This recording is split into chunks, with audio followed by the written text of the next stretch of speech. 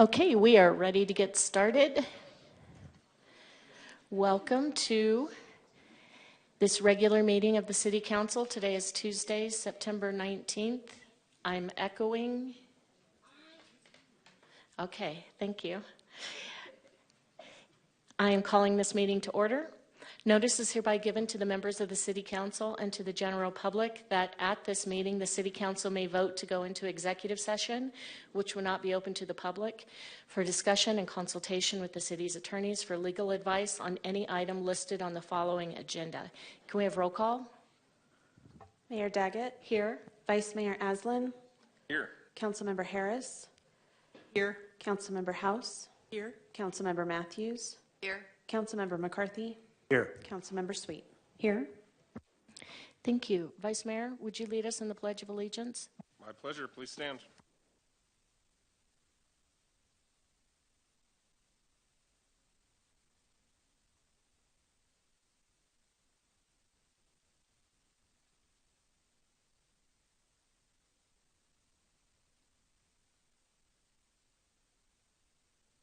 Councilmember Matthews, our mission statement.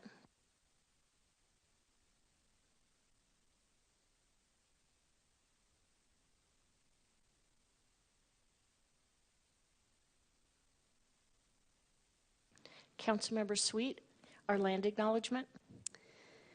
The Flagstaff City Council humbly acknowledges the ancestral homelands of this area's indigenous nations and original stewards. These lands, still inhabited by Native descendants, border mountains sacred to indigenous peoples. We honor them, their legacies, their traditions, and their continued contributions.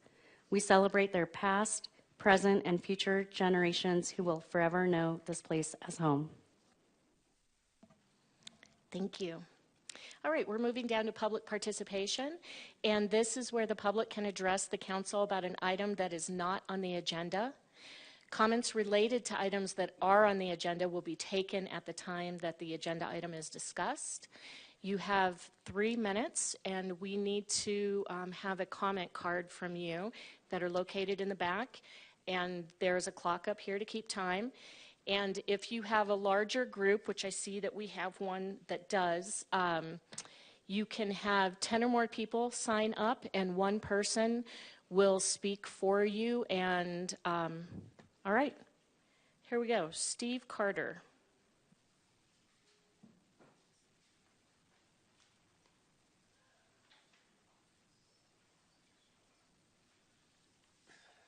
Thank you. Good afternoon.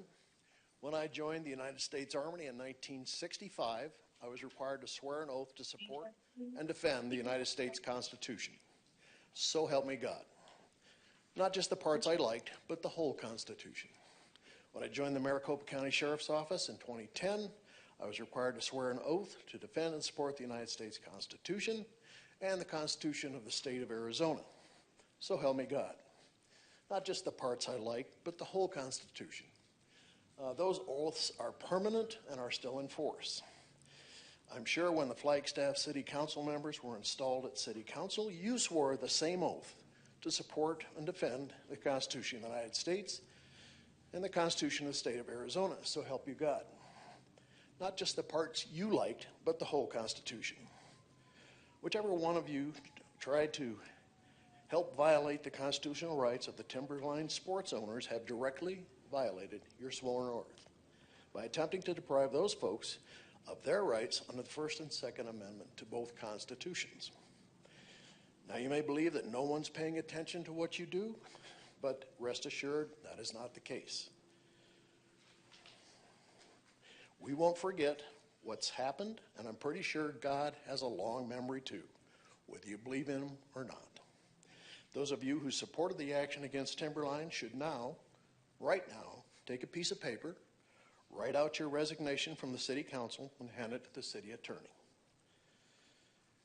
You should also stand up, admit your error, and apologize to the citizens of Flagstaff and Arizona for willfully violating your sworn oath, and you should walk out of the council right now. Thank you for your time. Thank you. Regina Salas.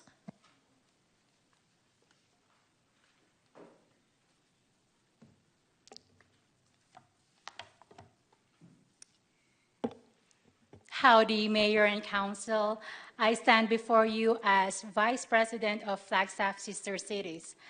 Reviving and institutionalizing Flagstaff's long history of Sister Cities endeavors, Flagstaff Sister City was founded in 2020 as a nonprofit with the mission to build international friendship and goodwill, one person, one city at a time.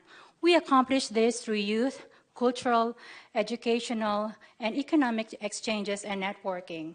As a result of collaborative work of Flagstaff Sister Cities with Consul General of Mexico in Phoenix, Jorge Mendoza Yescas, Mayor Becky Daggett will sign a Sister City agreement on behalf of the City of Flagstaff with Jorge Alberto Elias Ritter, the Mayor of Navojoa, Sonora, Mexico, on September 28 in Scottsdale.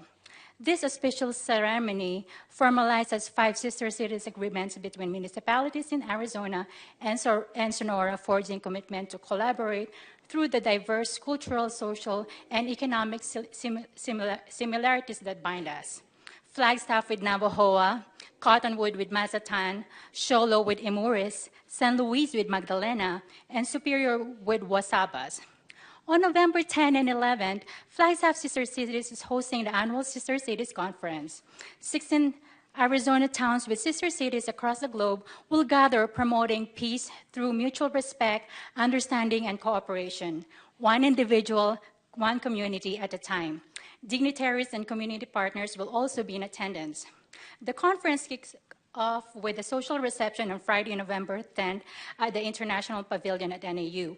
A full day of discussion, engagement, and networking is planned for Saturday, November 11th at Little America as we connect globally and thrive locally. To successfully host the event, we, the Board of Directors of Flagstaff Sister Cities, humbly request the Mayor and Council to underwrite the event for $3,500 to cover overhead costs.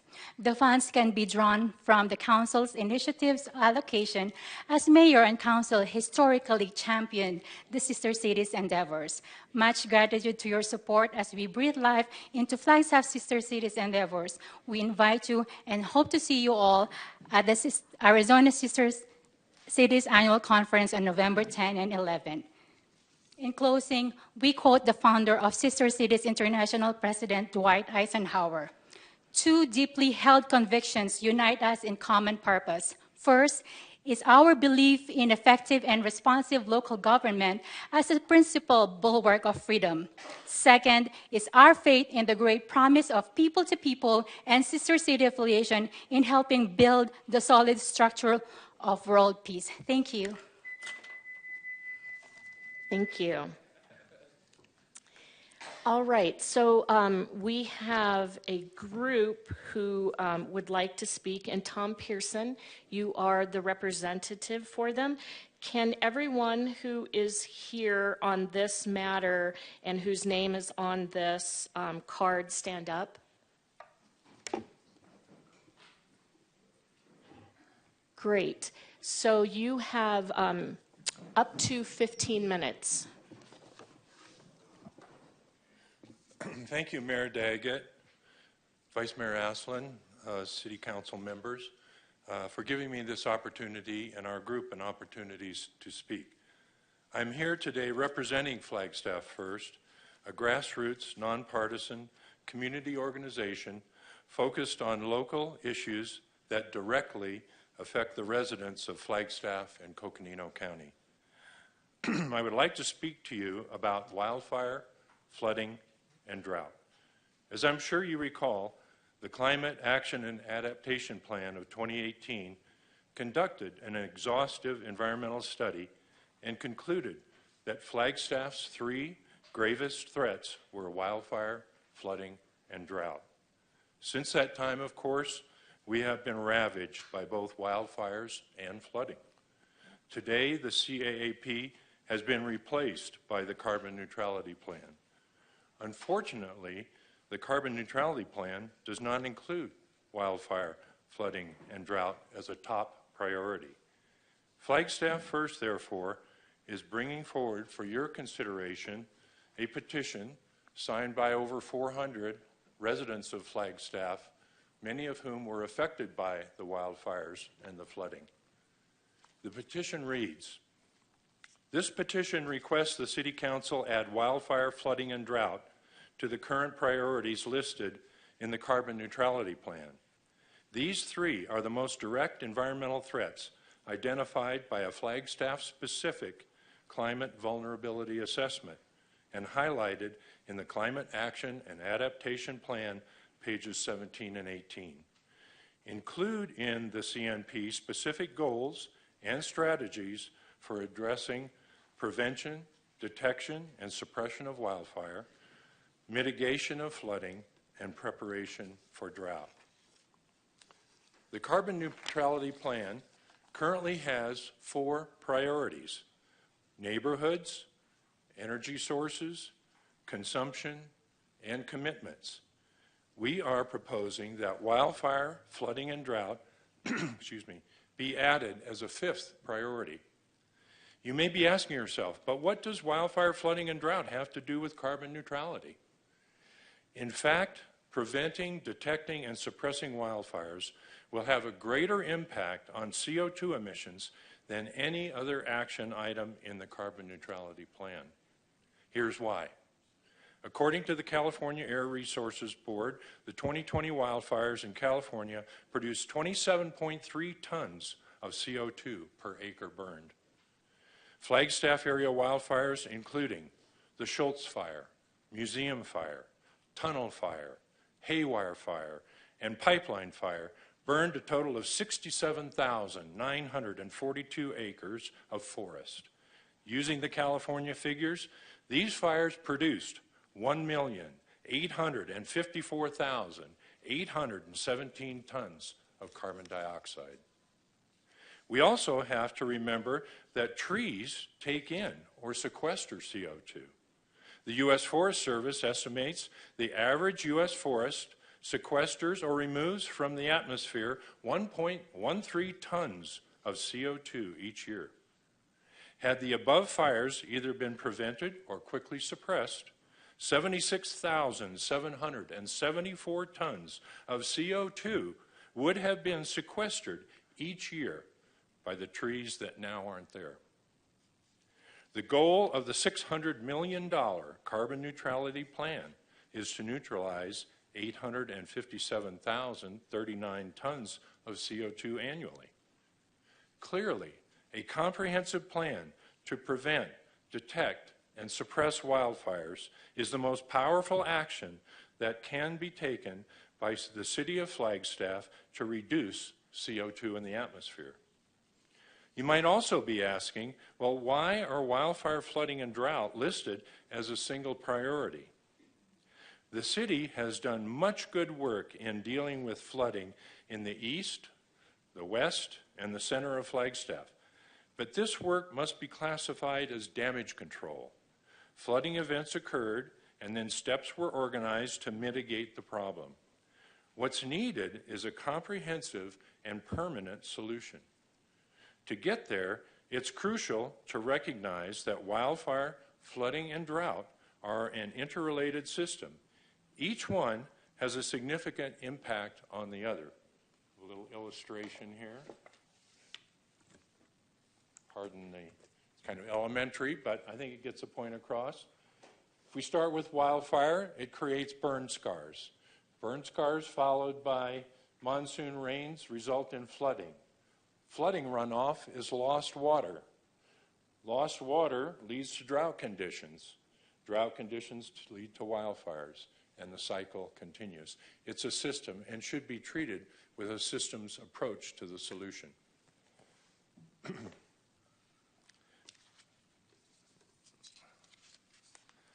Let's look at flooding and drought, for instance. What is the connection? Too much water, then not enough water. By considering them as a system, new solutions become apparent.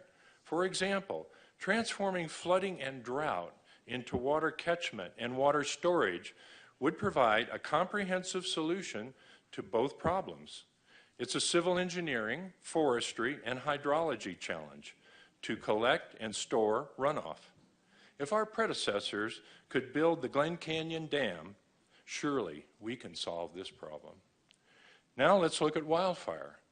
The flooding drought solution places water storage strategically around Flagstaff. These tanks present an opportunity. Heavy lift firefighting helicopters need these resources. Flagstaff could deploy heavy lift helicopters at Pulliam Airport during fire season, placing aircraft on alert status, ready to launch when fire is detected. The helicopters quickly transit to the nearest storage facility, draw tons of water, and proceed directly to the fire, arriving while it is only a few acres in extent. This proximity of aircraft to water storage has the advantage of providing a high sortie rate, allowing frequent trips between the water source and the fire, enhancing aircraft firefighting effectiveness. These are just a few examples of the kinds of solutions that will emerge from taking a systems approach to wildfire, flooding, and drought. Another important aspect of this systems approach is the integrated participation of key players in problem solving. Cooperation and advocacy among diverse groups is essential. For example, forming an interdepartmental working group of various city services, entities like stormwater and wildland fire. Then, establishing an interagency working group of federal, state, county, and city representatives to achieve comprehensive permanent solutions. This kind of group coordination is ideally suited to the city's sustainability office, whose members are already working across departmental and agency lines. Flagstaff residents have suffered long enough from the ravages of fire, flooding, and damage. We have permanent sandbags all over town. Property values are declining. Insurance rates are skyrocketing, mine personally. The time has come for the city to transition from damage control to permanent solutions. The first step in this process is for City Council to be an advocate for the people and adopt this petition, placing wildfire, flooding, and drought as a top priority in the carbon neutrality plan. Thank you very much. Thank you. Thank you. All right, we have Gwen Waring.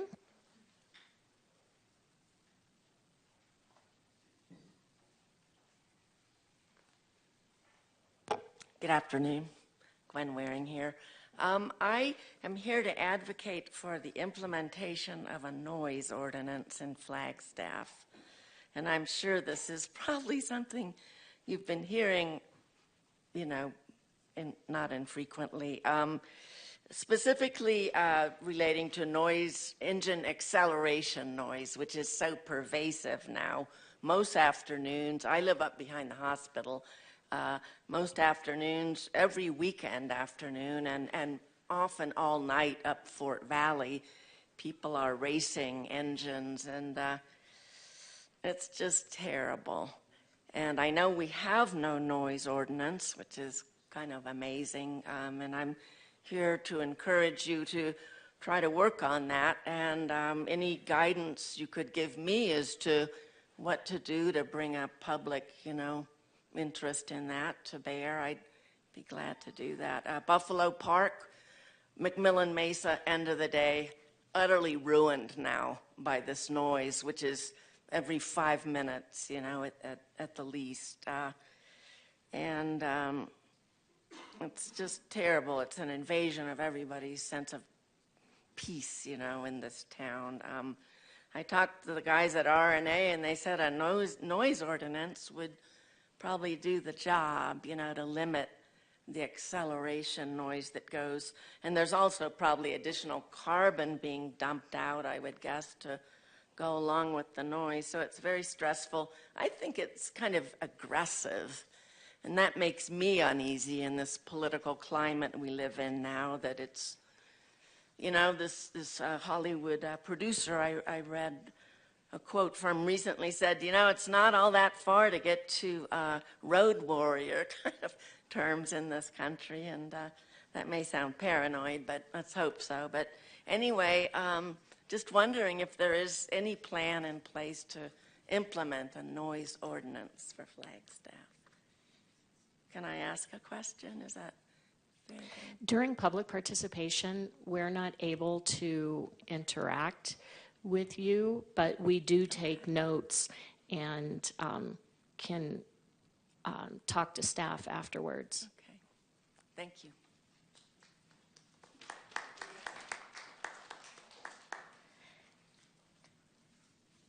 Okay, normally when I know that we're going to have public speakers that are speaking about something that's controversial, where we may have strong opinions on either side, I ask that we refrain from any outward expression of support or opposition. So I would just ask that we do that here as well. No clapping, no booing. We've heard it all, I think. So, Merle Henderson.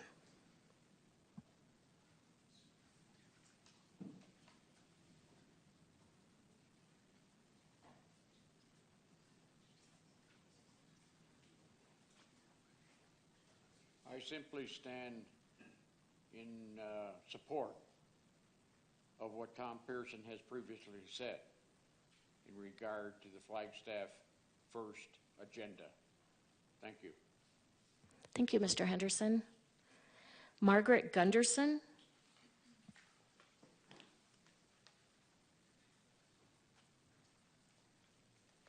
Can you move the microphone over? Yeah, thank you.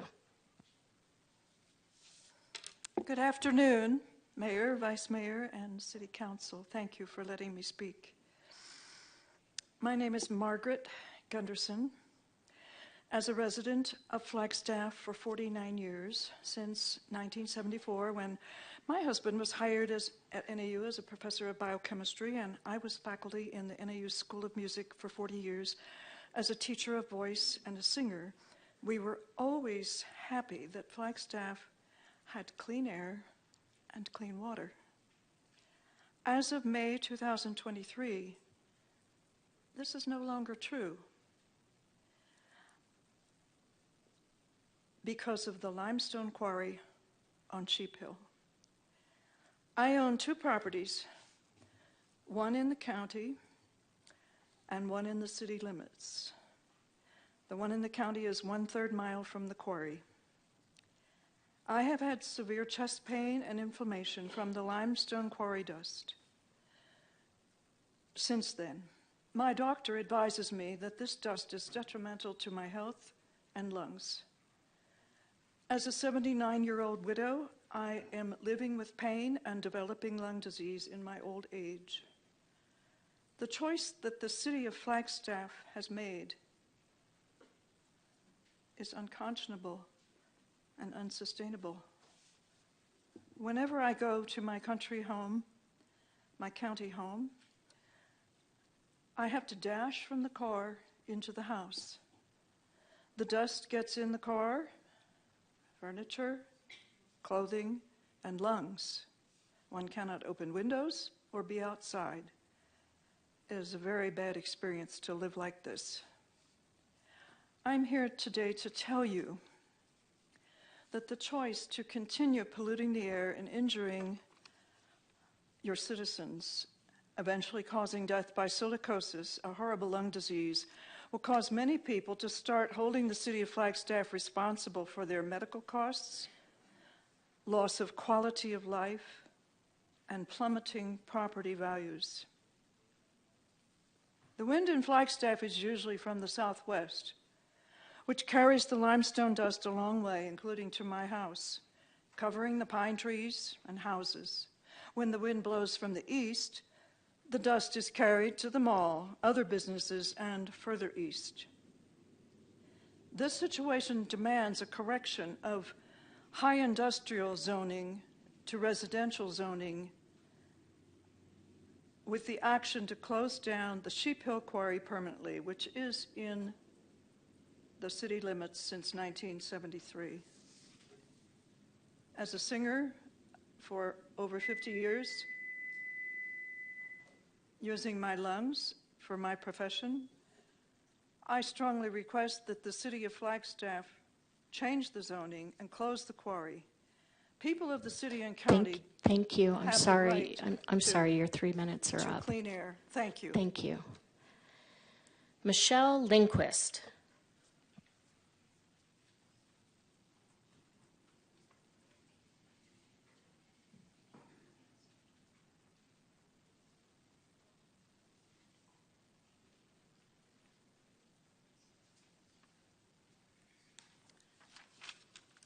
Good afternoon. For those that may not remember me from the last meeting I came to before you, my name is Michelle Lindquist, and my now potentially unsellable home on 2.5 acres is located in the Oakwood Pines subdivision, very close to Mrs. Gunderson, actually.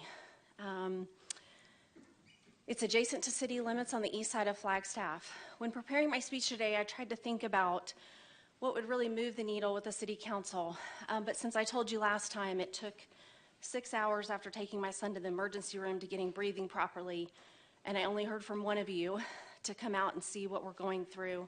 I'm not going to go through that. I'm just going to present to you the facts of what we're dealing with. You know, we file complaints, we come here and present, and they're valid complaints, so legitimate concerns. We're talking about carcinogenic materials being put into the air. This is well beyond the noise that's like nails on a chalkboard, quite frankly. It's serious stuff. We bring it, we present it, and we're told that it's being reviewed by the staff. And with all due respect, this situation, which the city council member described as one of the most complex zoning issues the city has probably ever faced, is well beyond the pay grade of the staff. We really need the city council members to directly look at what we're talking about. The city zoning ordinance 10-2-4-5 clearly states, and I quote, "This district," meaning HI, "is further intended not to abut any residential or commercial district. Yet here we are with HI in the middle of 3 residential areas, Smoke Rise, Trails End, and Oakwood Pines." When we are told that the staff is handling it, we get back from them responses that you know, they've done things like putting a city street weight limit in place. And they're telling us that the police department can enforce that. That is inaccurate. We call the police department. Houses are literally shaking from these trucks in the Smoke Rise neighborhood. That is awful for foundations. These trucks well exceed the limit of the streets. And the police department cannot police that. They cannot manage that. When we call agendaq to see if they can do something to measure the weight limits to make sure they're, you know, adhering to the street city limit signs that are posted, we're told that no, we can only do it on highways. So a lot of the other requests, so it's a great thing to have this street sign posted, but if no one's enforcing it and no one's following the city ordinance that directly says these two things should never be in close proximity to each other, they're all fluff. It doesn't matter. A lot of the other requests gets referred to ADQ, who again comes back and tells us what the HI regulations or what their uses, their permitted uses are. But again, that's looking at a heavy industrial site that is not by residential. So we really need the city council to step up and look at this for us directly. Thank you. Rachel Castro. Okay. Thank you all for listening. Today I'm here for the impact statement on the new plant that's affecting Smoke Rise, Trails End, and the other neighborhood that's associated with that. Basically, I came to the council 2 years ago, about 2 years, maybe 3 years ago, and there was trucks, industrial trucks going down Dodge and Trails End, and the city, what the city did was they passed it so that those industrial trucks could not go down our roads. They had to go down Empire. That was already passed by the city council. Now there is a way to get up the mountain from Empire, and that's the way these industrial trucks need to go. But the person that owns this plant now doesn't have access because the other gentleman who owns the other part of the mountain 3 days ago decided to cut off his access. So now these industrial trucks are not going down Empire, they're going down Trails End. They're destroying our roads. They're going 60 miles an hour. It's a safety concern for children. It's a safety concern for all the people who walk and bike and walk their dogs on our road. The other thing is the air quality control. They're talking about running trucks that have cinders and all kinds of other things, in addition to the rock that they're running up the mountain. Our homes are being flooded with basically too much dirt. The outside of our homes have so much dirt on them from the trucks going up the road. There's only one access up there. There needed to be an access in and an access out the back. So I'm asking the city council to make him either use Empire or make it access going out the back. But in reality, there's another plant that's on the way to Winslow, and they're away from all the residential areas. And this gentleman should have been away from all the residential areas. And I love the city. The city has always helped me. But in this regard, the city needs to make sure that this guy is not in a residential area. I don't know how it was passed that he's in this residential area, but Thank you. thank you. Stephen Young. Hello, Council, Mayor, Vice Mayor. My name is Stephen Anthony Young, and I'm here to share everything here I've experienced. I've ran for City Council twice as a write-in. However, there is something very concerning in this community. If you ever have an opportunity to listen to Malcolm X, Ballot and Bullet, it speaks about community. This community is failing because we're giving tags to people, homeless, this and that. I'm listening to people. The situation is this. It needs to be more recognition about your police department and just compensation for property that is being taken.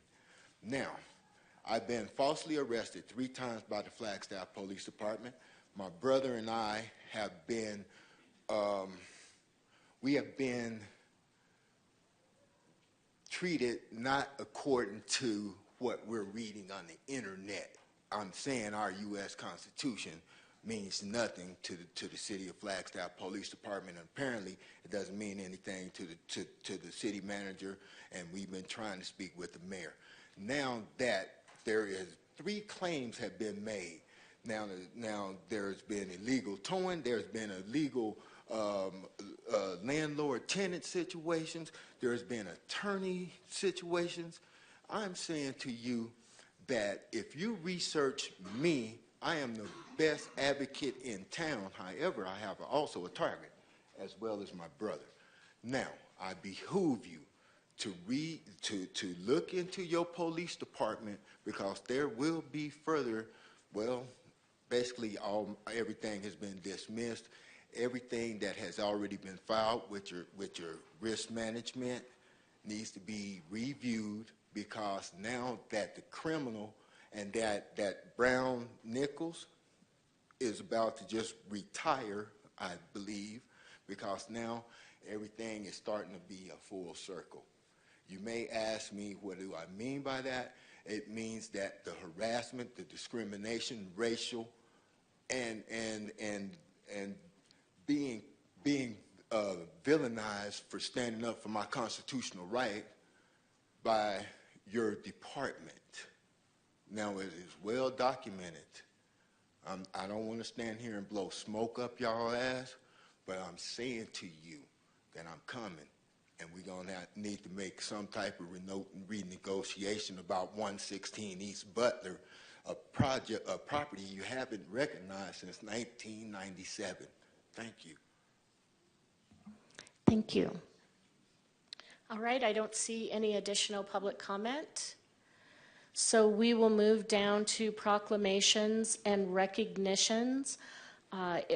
Anyone who's here for adult education and family literacy, would you join us down here on the dais? And council, would you join me?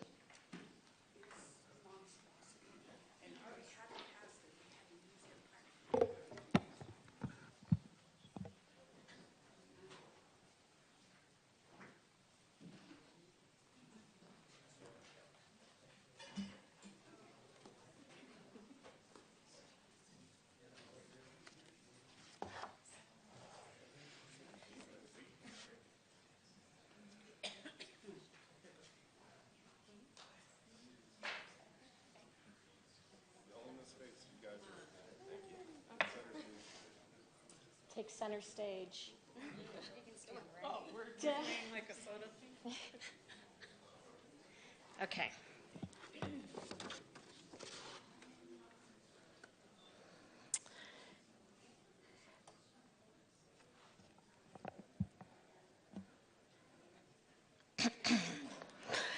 More than 51.4 million Americans can't read or write at the most basic level, while 75.1 million lack basic math skills, as well as the credentials and skills necessary to succeed in post-secondary education.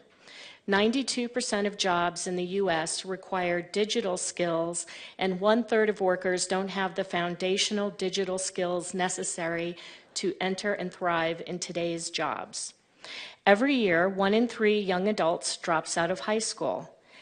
American Action Forum estimates that by 2020, America will be short an estimated 7.5 million private sector workers across all skill levels. Adult education programs contribute to solving these challenges by helping Americans move along the continuum in their educational journey to achieve basic skills and get prepared for career and college. Adult education programs in community colleges and community centers offer low-cost, high-value programs that upgrade the skill set of our citizens. The City of Flagstaff celebrates National Adult Education and Literacy Week as a proud participant in the National Coalition on Adult Basic Education, Educate and Elevate campaign, which helps our citizens learn about all of their adult education options to attain their professional and personal goals.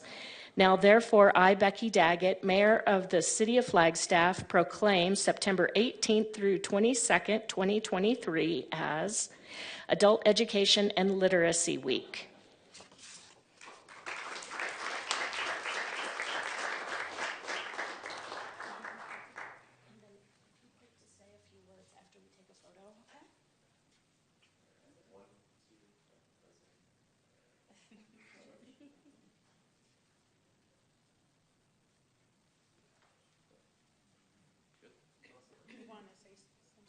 They invited us to say something. Oh, you're saying.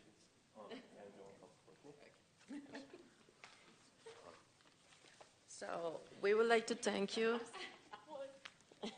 We would like to thank all because this is a great achievement for the city. The city of Flagstaff serves around 470 people reaching their goals, their educational goals every year. And around Arizona, there is more than 10,000 people that is benefited from the programs. I'm an adult learner, and I'm also the Arizona advocate for adult education. And this is a great goal for me, and being here, able to speak in public, even though my English is just in progress. And what else can I say? Sorry.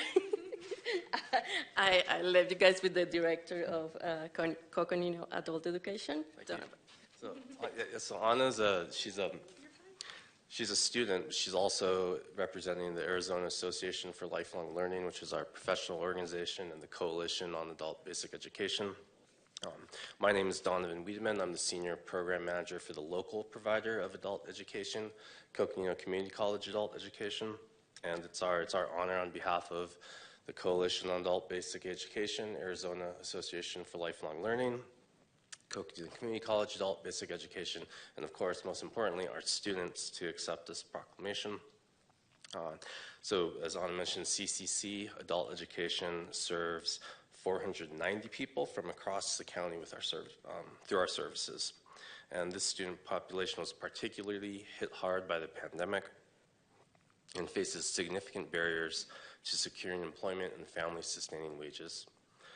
So we'd like to thank you for bringing awareness to the work that we do. Thank you very much.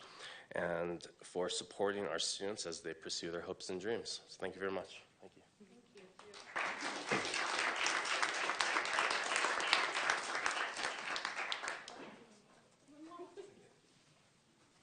Sean, is there anyone here? All right, I believe Commissioner Angelica Sanchez is online to accept this proclamation. The City of Flagstaff observes, embraces, respects, and celebrates National Hispanic Heritage Month. Hispanic Heritage Month, also called Mes de Herencia Hispana, is celebrated nationwide from September 15th through October 15th each year to commemorate the history, culture, and contributions of the Hispanic, Latino, and Latinx peoples whose ancestors originated from the Caribbean, Central and South America, Mexico, and Spain. Hispanic Heritage Month began in 1968 as Hispanic Heritage Week, which was first introduced by Congressman George E. Brown in June 1968 under President Lyndon B. Johnson, and was later extended to a 30-day celebration by President Ronald Reagan in 1988. The City of Flagstaff understands the significance in celebrating the anniversary of independence for Costa Rica, El Salvador, Guatemala, Honduras, and Nicaragua, Mexico, and Chile to highlight the rich heritage, arts, histories, food, music, and traditions of all 26-plus Latin American nations, paying tribute to all for their contributions to our city, state, and nation. The City of Flagstaff is committed to the three themes of 2023's Hispanic Heritage Month, which are prosperity, power, and progress, as declared by the National Council of Hispanic Employment Program Managers. The City of Flagstaff recognizes that these themes are interconnected, meaning that our economic success would lead to more power and influence, which in turn propels us forward to further progress in our Flagstaff community. This progress would be demonstrated in diversity, equity, and inclusion by embracing all Hispanics, Latinos, and Latinx identities, which encompasses people in Black and African, Asian, Indigenous, and queer communities. The Hispanic, Latino, and Latinx communities have been integral to the prosperity of Flagstaff as their contributions are immeasurable, representing the best of American values, leaving an enduring mark on our local culture and economy. Starting from the 1920s, these communities continue to be represented in Calaveras, Los Chantes, La Plaza Nueva, La Plaza Vieja, and many other areas of Flagstaff. The City of Flagstaff understands that the Hispanic, Latino, and Latinx communities are particularly entrepreneurial and play a vital role in our economic and workforce and have also contributed to Flagstaff's growth. These communities are also represented in city and county leadership, service and education, business, medicine, social services, military service, and veterans organizations, and visible through nonprofit organizations such as Ballet Folclórico de Colores and Nuestras Raíces. And the City of Flagstaff Commission on Diversity Awareness recommends the designation of September 15th, 2023 through October 15th, 2023 as Hispanic Heritage Month in unison with national and statewide observances. Now, therefore, I, on behalf of Becky Daggett, Mayor of the City of Flagstaff, do hereby proclaim September 15th, 2023 through October 15th, 2023 as Hispanic Heritage Month in Flagstaff.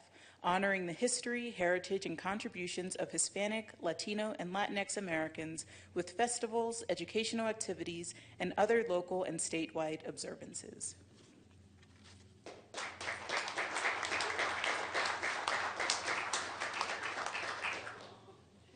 Angelica, would you like to say a few words?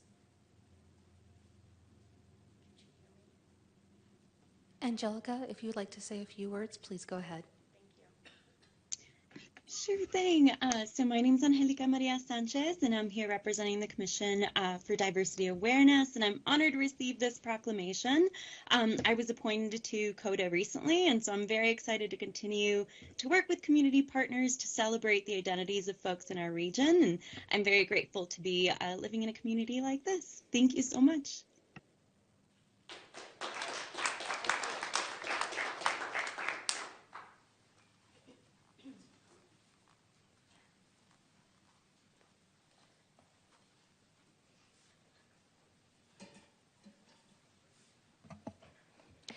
Next up, we have September work anniversaries. Good afternoon, Mayor and Council. I'll pull up our presentation so we can get started.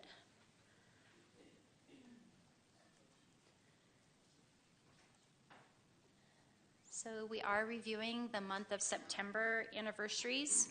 We have quite a few more first-year anniversaries, which is exciting to be able to report to you today. But rather than read each particular name, I'm just going to pause on the screen so we can visually recognize who's celebrating their first year. You'll see it's employees throughout the organization. So again, very excited that these folks are celebrating their first year with our organization.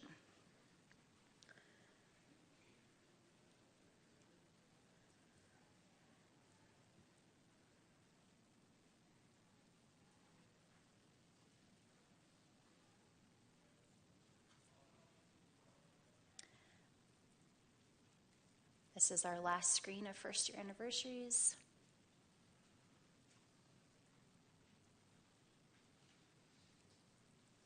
Then looking at our 5-year anniversaries, our first to recognize here is James Speed. He is one of our judges at our municipal court. We also have Lucas Stairs that works for Water Services Division as one of their operators. Moving on to 10-year anniversaries, we have Scott Getty. He is our Water Services Supervisor. As well as Tiffany Antal. I'm sure that you recognize her as part of our community development team. We also have Joey Zamora. He's one of our maintenance technicians in Public Works. Probably also maybe a familiar face around City Hall. 10 years, we also have Stephanie Santana. She's one of our senior transportation engineers. Moving on to 15 years, we have quite a few from our fire department. Joshua Crane is one of our fire engineer paramedics. Mark Del Giorgio is a fire captain paramedic. Caleb Myers is a fire engineer paramedic, Kyle Heiser is a fire captain paramedic. And Paul Altrogi is our fire battalion chief in wildfire. We also have Jason Beller. He's one of our fire captain paramedics. And then moving on to our 20 years, we have Celeste Hansen. She works in our dispatch center as one of our supervisors. And that is the end of our show for today. We'll be back in front of you in October to share those employees who are celebrating. We also take the time to send this out to the organization so folks can recognize their peers as well. Thanks for your time today. Thank you, and congratulations to all of the employees celebrating anniversaries. All right, council liaison reports. Let's start with Councilmember House. Thank you, Mayor. So my two commissions, I don't have any particular updates from them.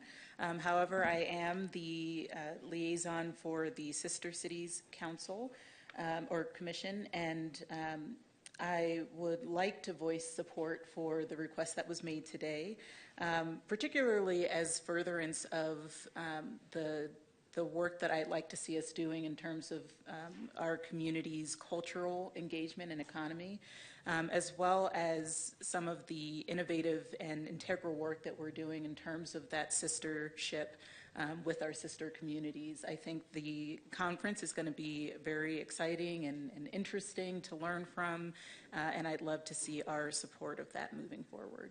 So that's all for me today. Thank you. Councilmember Sweet. Thank you, Mayor. Last week, I was on the BPAC meeting, and we talked a lot about the wedge that's happening. It's a construction project for flood mitigation over by the Safeway on Cedar. And I love how BPAC is always looking for opportunities to install some art, and we had a discussion on being able to do that on that plot of land, and I never would have guessed, but I love the concept and can't wait to hear more on that. Tomorrow I've got Mountain Line at 10, and Thursday the Water Commission will be meeting here in the chambers at 4 o'clock. Councilmember McCarthy. Nothing tonight, thank you. Vice Mayor.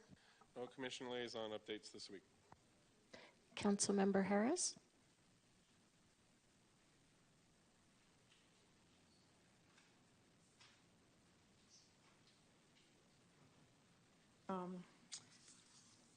Let's see, the Airport Commission. I attended their meeting, can't remember the date now, but must have been last week or the week before. We talked about, or they talked about, the Thunder over Flagstaff that was very well attended. Over 5,000 people attended that event.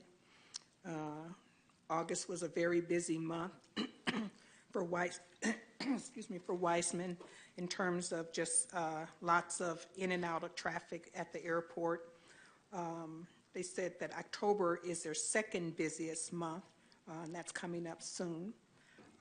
Evidently, there were plenty of military planes, a lot of F-16s, I think, were out at the airport. I missed those. They have to remind me when they're coming in so I can be sure to go out and see them. A little bit of a plane buff. Lots of ongoing projects out at the airport. And let's see what else. The airport will be celebrating its 75th airport celebration on November 29th, 2023 from 4 to 5:30. And so I'm sure that we're going to get more information about that. And I'm not exactly sure what they have planned, but I'm sure it'll be fun. I'd also like to, this isn't one of my commissions, but I attended we call it NICU, but I think it's a special care nursery at Flag Medical. And they have a graduation party or celebration every year for all the babies who have graduated out of the NICU. And so that was Saturday. And so I went out to help volunteer.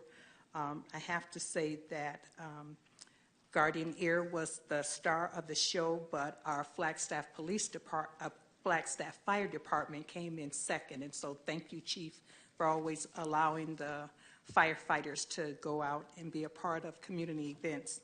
And so I would just encourage, you know, I'm sure everyone got an invitation to that event, and it was really pretty nice to see all the smiles and all the faces of the kids and their parents after what they go through.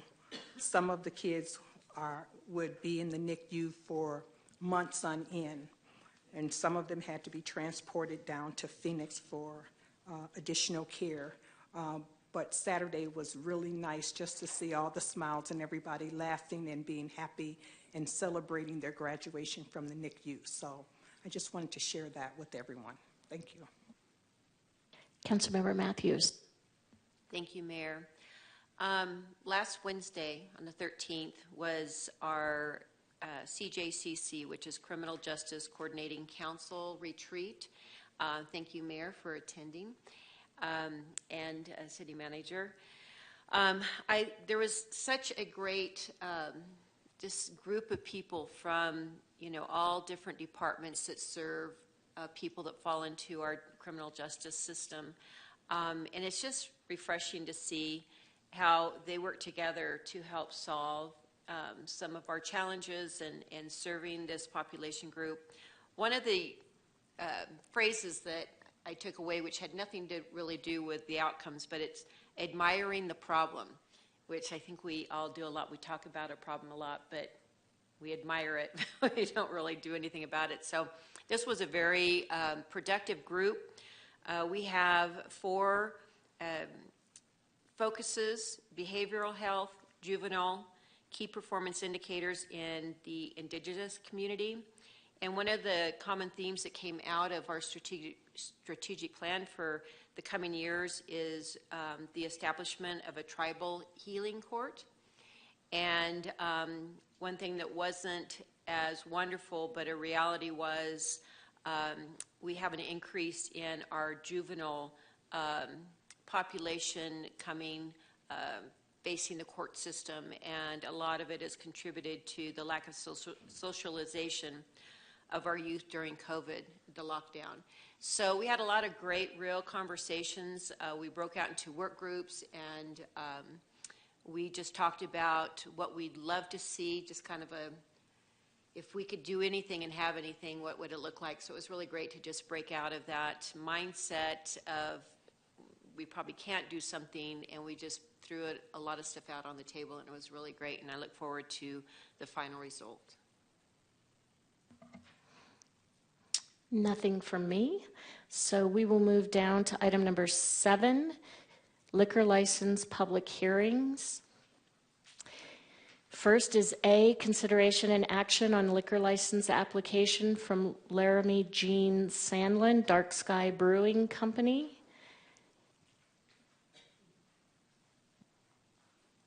Come on up, Sergeant. It is Sergeant, right? Okay. Mayor, if we could open the public hearing. Thank you. I'm opening up the public hearing, and we don't have any public comment. So, Sergeant, if you would like to give us any presentation you have. Great. Good afternoon, Mayor, Vice Mayor, and Council. I'm Kevin Sapp. I'm the Professional Standards Sergeant for the Flagstaff Police Department, and I have 3 liquor licenses for your consideration. The first is a Series 3 liquor license application for Dark Sky Brewing Company, located at 103 West Birch Avenue. This is an in-state microbrewery liquor license, followed by Laramie Sandlin and Ryan Sandlin. I found no derogatory records on all the applicants, and there were no current or historical liquor violations connected to this business. The second is a Series 12 liquor license application for Mother Road Brewing Company. It's located at 7 South Mike's Pike. This is a restaurant liquor license, followed by Michael Marquez and Charles Prater. I found no derogatory records on all the applicants. I did find 2 historical liquor violations connected to that business. 2021 and 2022, they were cited for not producing less than 5,000 gallons of beer in a calendar year. There's a minimum amount of beer that they're supposed to produce, and they didn't meet that minimum mark. The last liquor license application is a Series 10 for Twin Pines Gasser, located at 2318 North 4th Street. This is a beer and wine store liquor license. It was filed by Jeffrey Chastain. I found no derogatory records on all the applicants, and there were no current or historical liquor violations connected to that. Thank you. And do any of the applicants wish to speak? All right. Can I do one public hearing for all 3? Yes, Mayor. Just go ahead and note that all 3 applicants are under the same public hearing. All 3 applicants are under the same hearing. All right. Any questions from council before I close the public hearing? We All would right. just need you to make a call to the public too, if there's anyone. Oh, you did. Never mind. Thank you. Thank you. All right, I'm closing the public hearing, and we'll take these one at a time in terms of motions. Do I have a motion to forward the first application to the state? Mayor, I'll move to forward the application for Dark Skies Brewing Company to the state for final review and approval. Do I have a second? I'll second. Any discussion? All those in favor? Aye. Aye. Aye. Any Aye. opposed? All right. On B, do we have a motion to forward the application? Mayor, I find it amusing that Mother Road got in trouble for not making enough beer. But Let's make sure that doesn't happen again, Mother Road. Yes, let's make sure that never happens again. I move that we approve the Series 12 restaurant new license for Mother Road Brewing. Thank you. Do we have a second? I'll second. Any discussion? All those in Just a- favor? Mayor, Yep. apologies. Just a question. I don't know how specific we have to be, but the motion was to approve the license, and I believe we're simply forwarding it to the state with a recommendation for approval. I don't know I'm if that happy to matters. amend my motion. I'd like to amend my motion to forward the application to the state with a recommendation for approval for Mother Road Brewing's Series 12 restaurant license. And I'll second that motion. Any discussion? All those in favor? Aye. Aye. Any opposed? All right. Do I have a motion on C?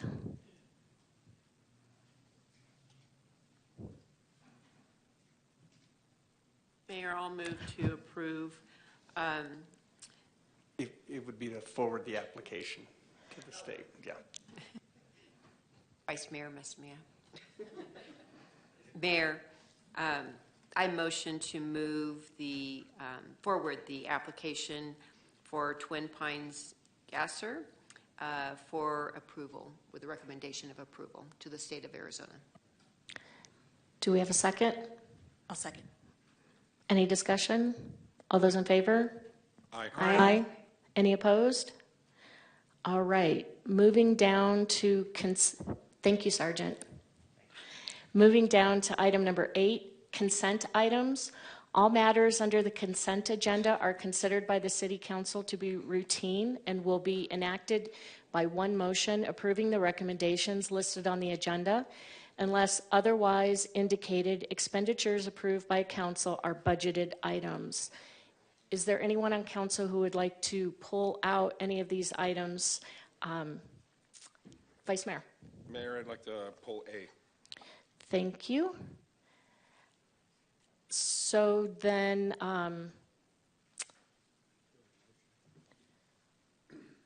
yeah, do I have to take a motion to pull it? No. No, okay. So let's go ahead. Vice Mayor, why would you like to pull this one for discussion? Well, I believe I've seen our chief of police here. I'd love to call him up if we can.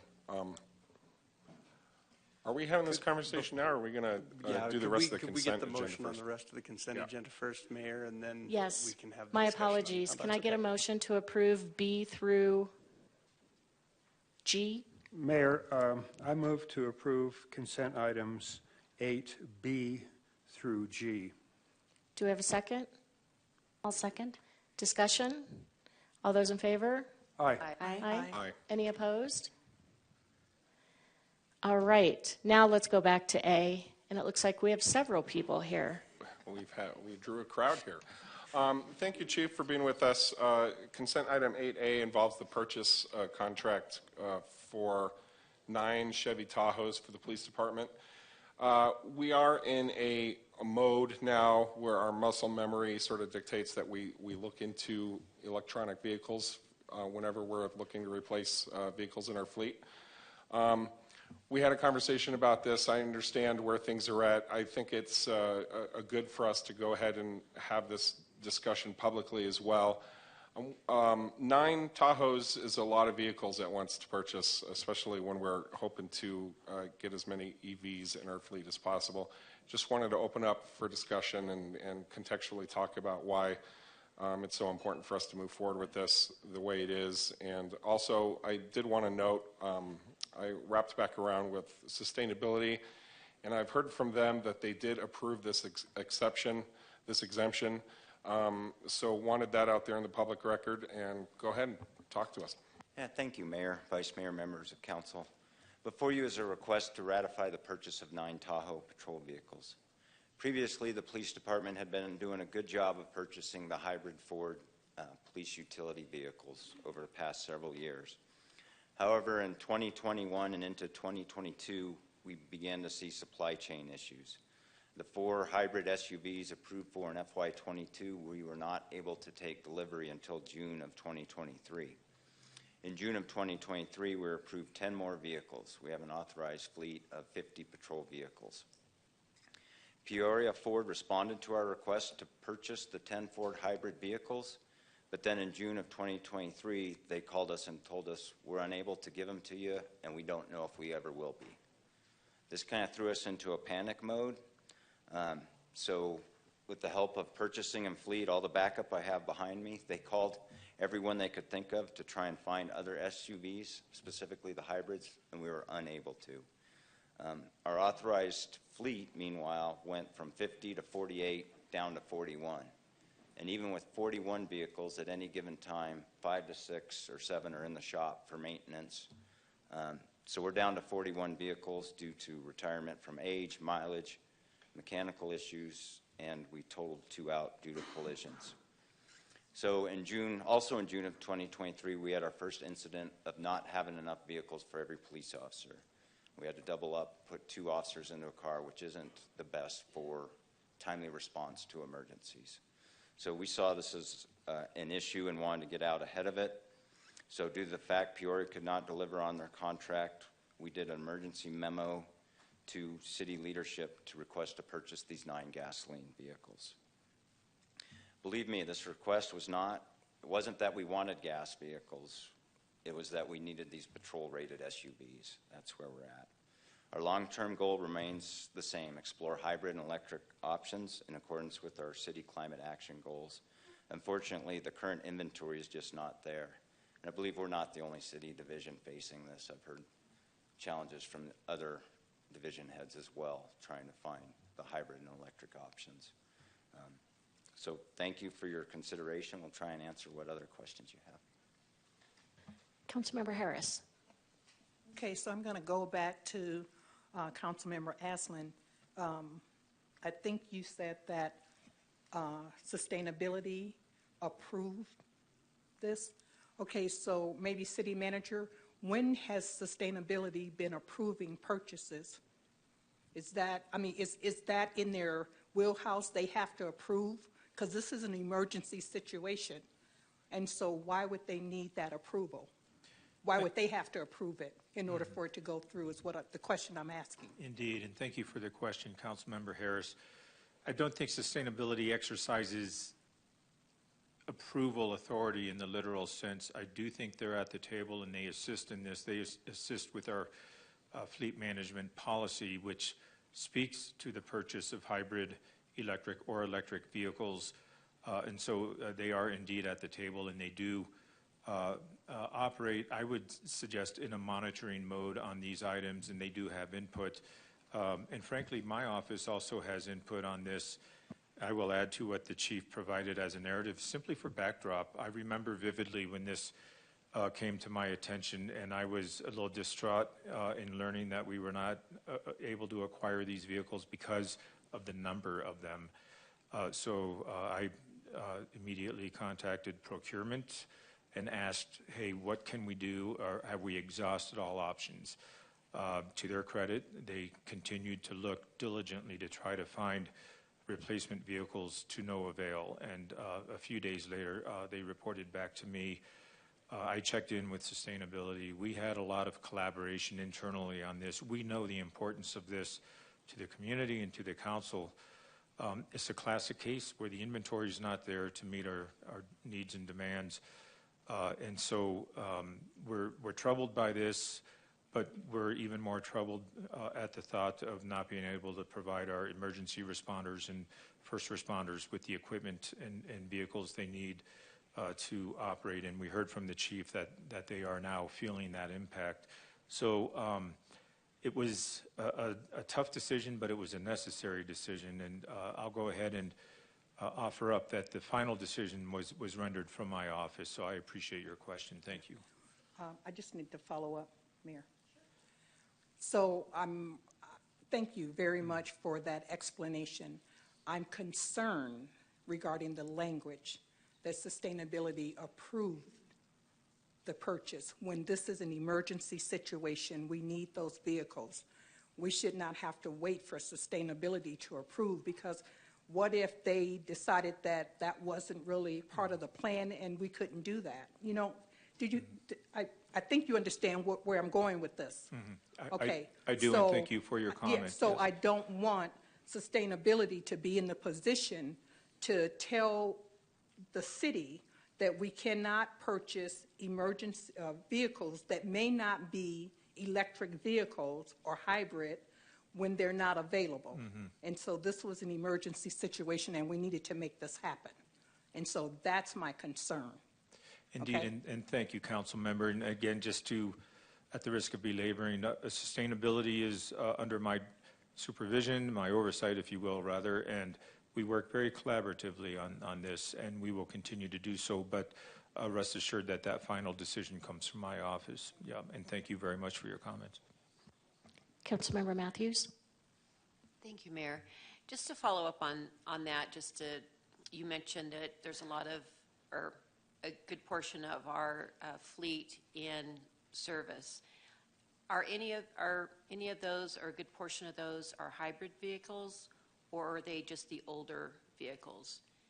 And I only ask this because I was at a conference this summer about electric buses, and it was mentioned to us by our California counterparts, an agency in Central California, that there was some, that the technology wasn't there yet, and we were having a lot of problems with our electric bus here, and they did too. So I was just curious if we're seeing that increase in vehicle maintenance needs from our hybrid and electrical vehicles. Thank you, Mayor and Council, for the question. So we have 14 current patrol vehicles that are hybrid, one that's fully electric, the Ford Lightning that our animal control officers use. We are seeing increased mileage. So the normal lifespan of a patrol vehicle is 6 years or 125,000 miles. These vehicles typically run multiple days a week and up to 20 hours per day, because we run them for 2 shifts. 53% of our fleet is currently 6 years or older, and 36% have over 100,000 miles of them on them, and 12% have over 125. So we're trying to stretch them thin, and I will say the fleet manager's doing a great job of keeping them running for us. Thank you. All right, any additional questions or comments? Sure. Just sort of to wrap up, thank you so much for coming up here and allowing this conversation to happen publicly. You know, we're in a mode where we are prioritizing leadership on our fleet maintenance and the decisions we make with that. We're going to run into, you know, it's always uncomfortable having your neck out in front and working with the cutting edge of technology. I think that these hiccups are just a part of the landscape that we're dealing with, and I appreciate your patience in dealing with those, and it's wonderful that these are the sorts of conversations that are happening internally with our staff. You know, I'm sure I misspoke because it created a certain amount of anxiety around approval. My understanding is that sustainability is there, and they have an opinion, and you go around the room and you know, they ended up giving their thumbs up to this exemption when it was requested. I think that's the system working. We have to know when the contextual landscape requires us to be flexible, and it's appropriate for those conversations to happen. And I know that, you know, I've been a part of council for 6 years now. We fought hard over the years to get sustainability included at the upper echelons of these conversations. And it's wonderful to see that system being employed and for these conversations to turn out the way they are. Obviously, we need to have our police fleet fully functional and operational at all times. It's not just about the city functioning, it's about the safety of our officers.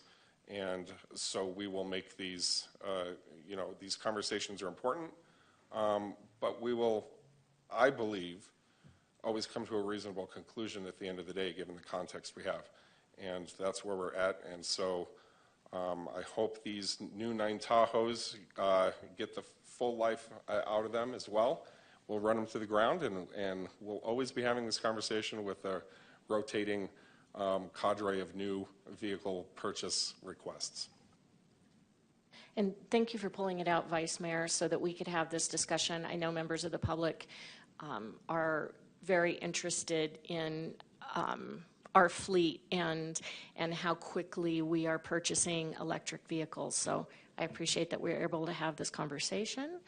And I will now take, Councilmember Harris. I think that we all need to have an understanding that there is a line, there's a chain of command, and there's also a chain of who knows what. And I think that even though we have this carbon neutrality plan, I get that, I understand it, I'm in line with it. However, when we have a department that needs something and it does not fit into the carbon neutrality plan, it's not an e-vehicle, we have to be able to not be afraid to come and say, we can't make this happen and we need to go in another direction. And we can have this conversation all day from the dais. But what I want, City Manager, what I wanted to hear from you, and I heard that, is that you make the decision and not a department making the decision about another department's purchase. Okay? And that's all I just wanted to clarify that. Okay? Thank you. Yes, and thank you for the clarification. I'm taking great notes as we're having the discussion. As is true with most administrative matters, the ultimate responsibility resides in my office. And while we all take such great pride in collaborating and working together as a team, and we truly do work together as a team, all the disciplines, all the divisions are at the same table at least once a week. And we talk about these things. We talked about this one. So everybody was present on the discussion. When I say the ultimate decision comes from my office, it's in part to give you that formality that you're speaking to here, so that you know if an explanation needs to be had, if it's warranted, you can look to me and you're going to get it. It's not a means of saying, I make the final decision. Yes, that's true. It's more a means for me to say, the responsibility stops with me and you can ask me the hard questions. But you had a very excellent narrative from our police chief. I want to impress upon you, you're looking at several people behind him who were involved in this, and there were more involved in this discussion. So it was very collaborative, and thank you so much for a thoughtful discussion. Thank you, Chief. I'll take a motion to ratify the contract to purchase 9 2023 Chevrolet Tahoes and authorize the city manager to execute the necessary documents.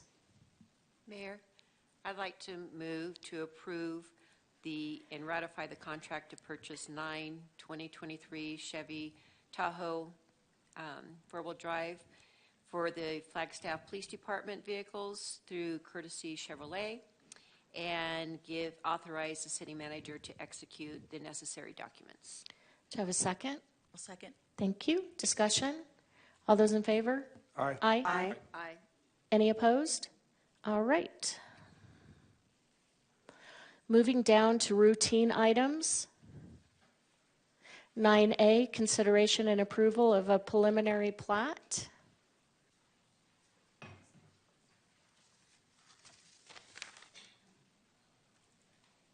Thank you, Mayor and Council. Just a moment while I set up here. All right, my name is Ben Mejia. I'm a planner for the city of Flagstaff. For your consideration today, we have two preliminary plats. I'll be presenting them separately, and the first one to consider is Timber Sky Block 5.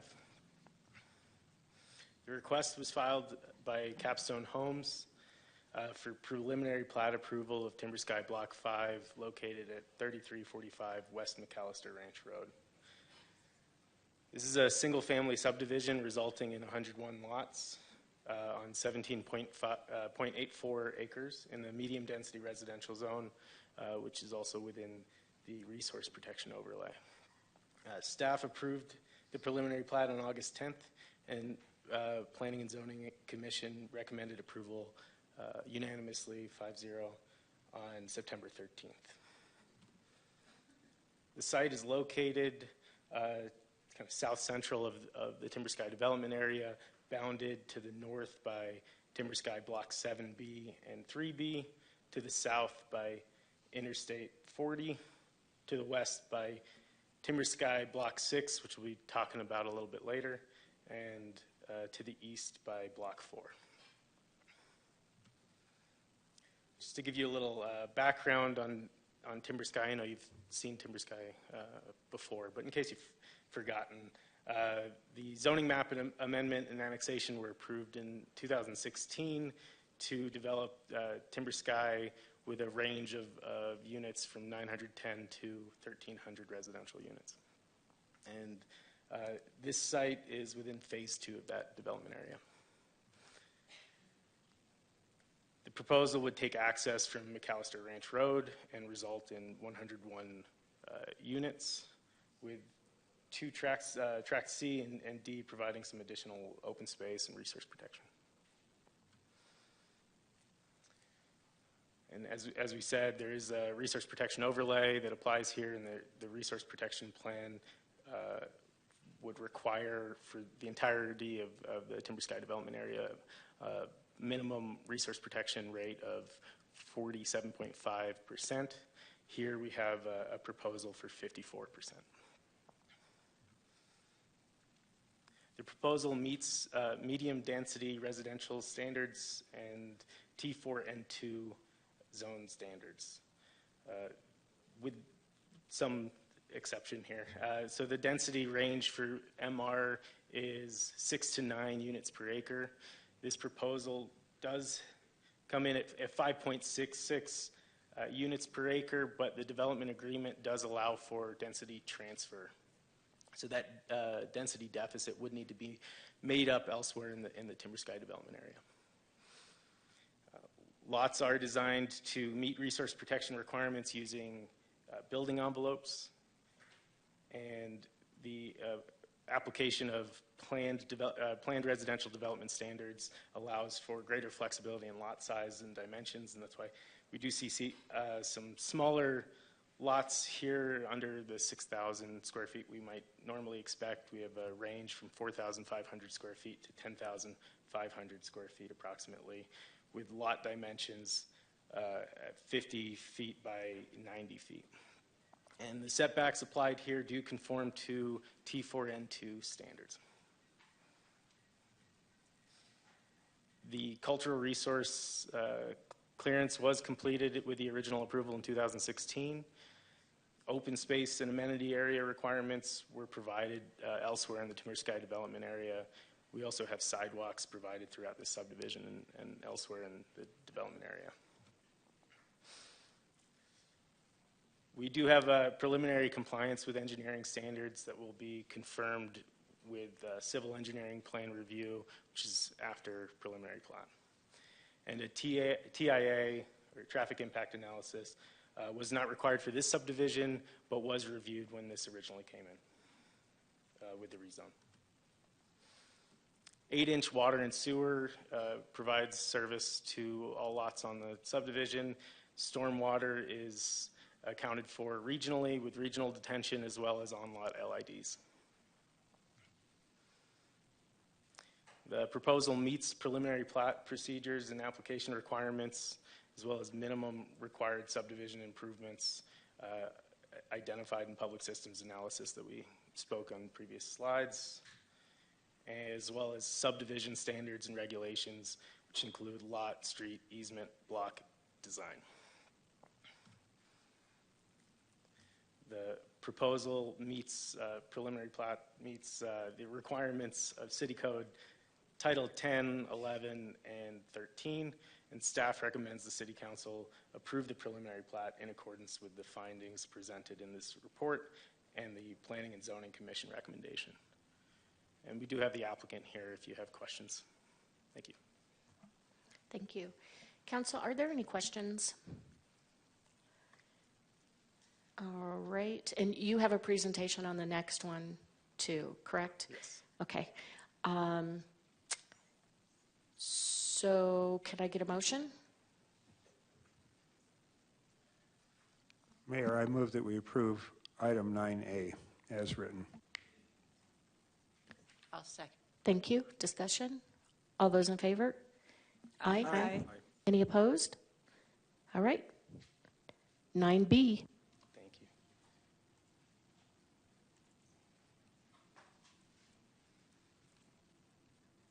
As promised, we have a second preliminary plat to review. So the Timber Sky Block 6, right next door, we're looking at a request filed by Capstone Homes for a preliminary plat of Timber Sky Block 6, located at 3501 West McAllister Ranch Road. This is a single-family subdivision resulting in 51 single-family home lots on 12.3 acres in the single-family residential zone, R1.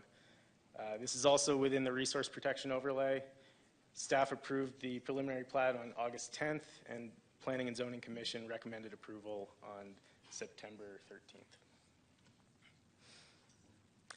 The vicinity, so to the north, we have Timber Sky Tract B, to the south, I-40, to the west, Timber Sky Tract C, which is in the public open space zone, and to the east, Timber Sky Block 5, which we had previously discussed. I'm sure you remember the background from a moment ago.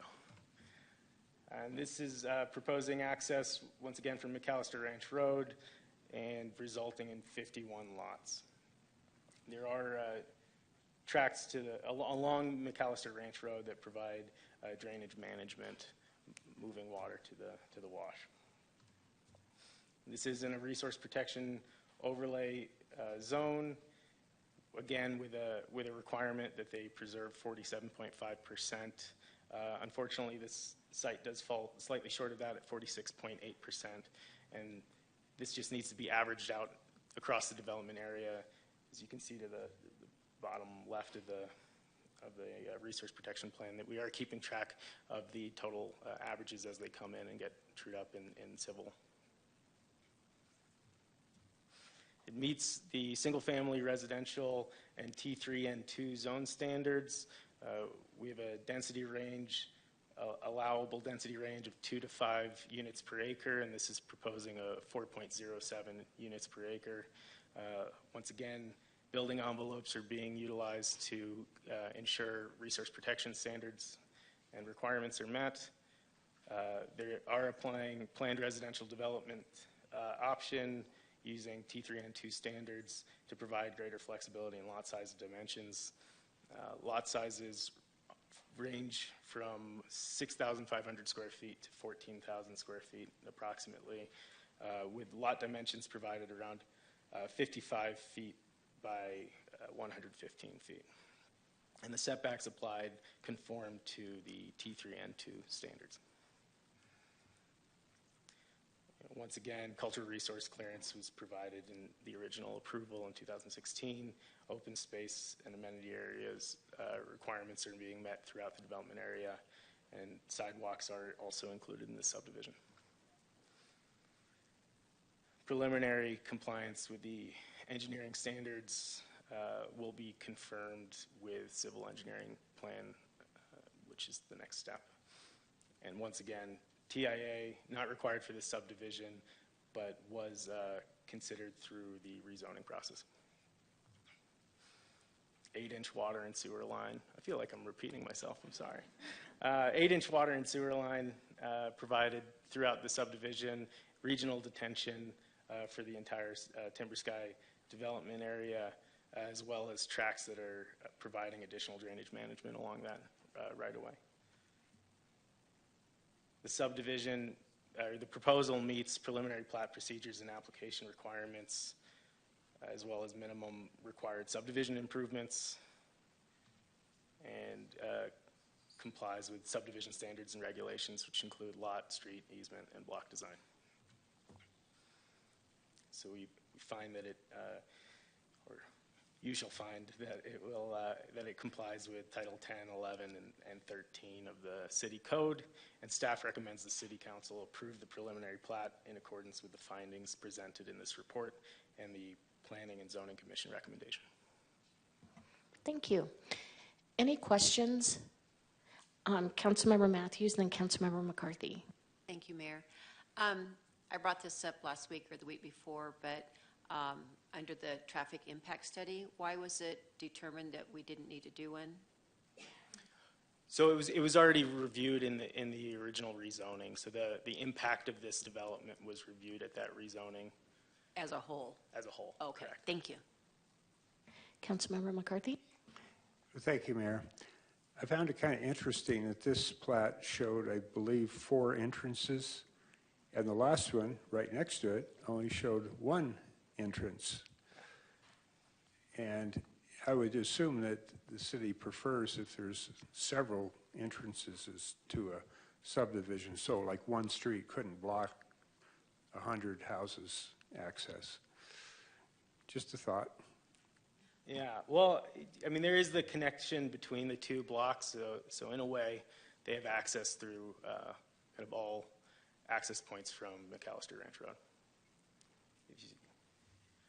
To the east of what's on the screen now, there's a Kerberos or Cerberus, I don't know how it's pronounced, but a way that provides connectivity between the 2 blocks. Thank you. All right. Can I get a motion? Councilmember House. Thank you, Mayor. I move to approve the preliminary plat as presented. Second. Thank you. Discussion? All those in favor? Aye. Aye. All right. Thank you very much. So moving down to our regular agenda, item 10A, consideration and adoption of resolution number 2023-47. And this is regarding Mountain Line's Flagstaff in Motion Community Transit Plan. If you can give me 1 second, I thought I saved it to the desktop here, and I need to find my presentation.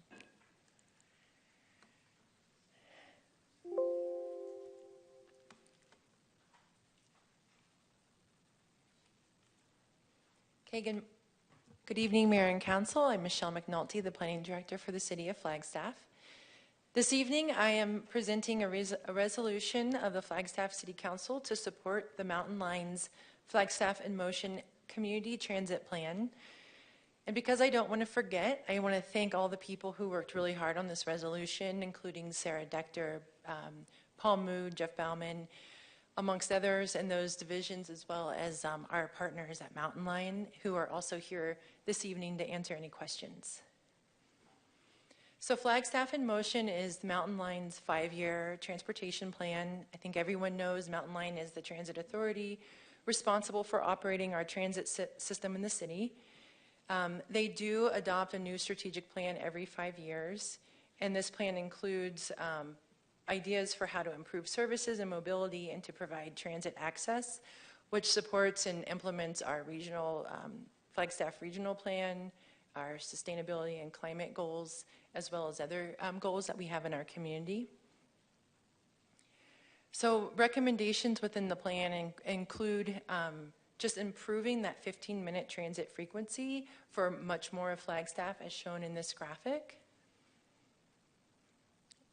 Adding additional bus stops, e-mobility, including like scooter and e-bike share programs, and Kiss and Ride spots for our outlying communities. And for anyone not familiar with that term, it's kind of the new park and ride, but instead of parking, you're actually having somebody else, who is maybe going into a different direction, drop you off. If it's a partner or a spouse or just a really good friend, they might kiss you goodbye and you get on the transit and go. So just a lot of improvements to our existing system. Other recommendations within the plan included a new route to the proposed hospital relocation, and then just overall increased frequency and extended hours of operation. So really this resolution is about collaboration and implementation. So really the three areas of collaboration that we have focused on this resolution is through the development of the Regional Plan 2045's transportation element, as well as coordination and allocation of money for capital projects, and developing a transportation demand management program with our partner agencies. One of the first steps to this collaboration is we actually went to the Planning and Zoning Commission last Wednesday to ask them to endorse an interpretation. This interpretation really helps just solidify how we do honor the goals in the regional plan as it relates to transit. And I won't read this verbatim, but this was fully endorsed by Planning and Zoning unanimously. And so this just kind of is the commitment through that when we work with developers, that we continue to commit that, even if it's a by right project, if they have something in their project area that's, mentioned in the plan, working with them to talk to Mountain Line to see how can we make this possible, what are some steps that we can take, voluntarily, and then as we do rezones and others, just making sure that we're solidifying that relationship. That's all I have, and with that, I just ask for the council to consider approving that resolution. Thank you, Michelle. Thank you. Thank you, Mountain Line. Any questions or comments, council? All right, then can I get a motion? Mayor, I would like to move that we read resolution number 2023-47 by title only.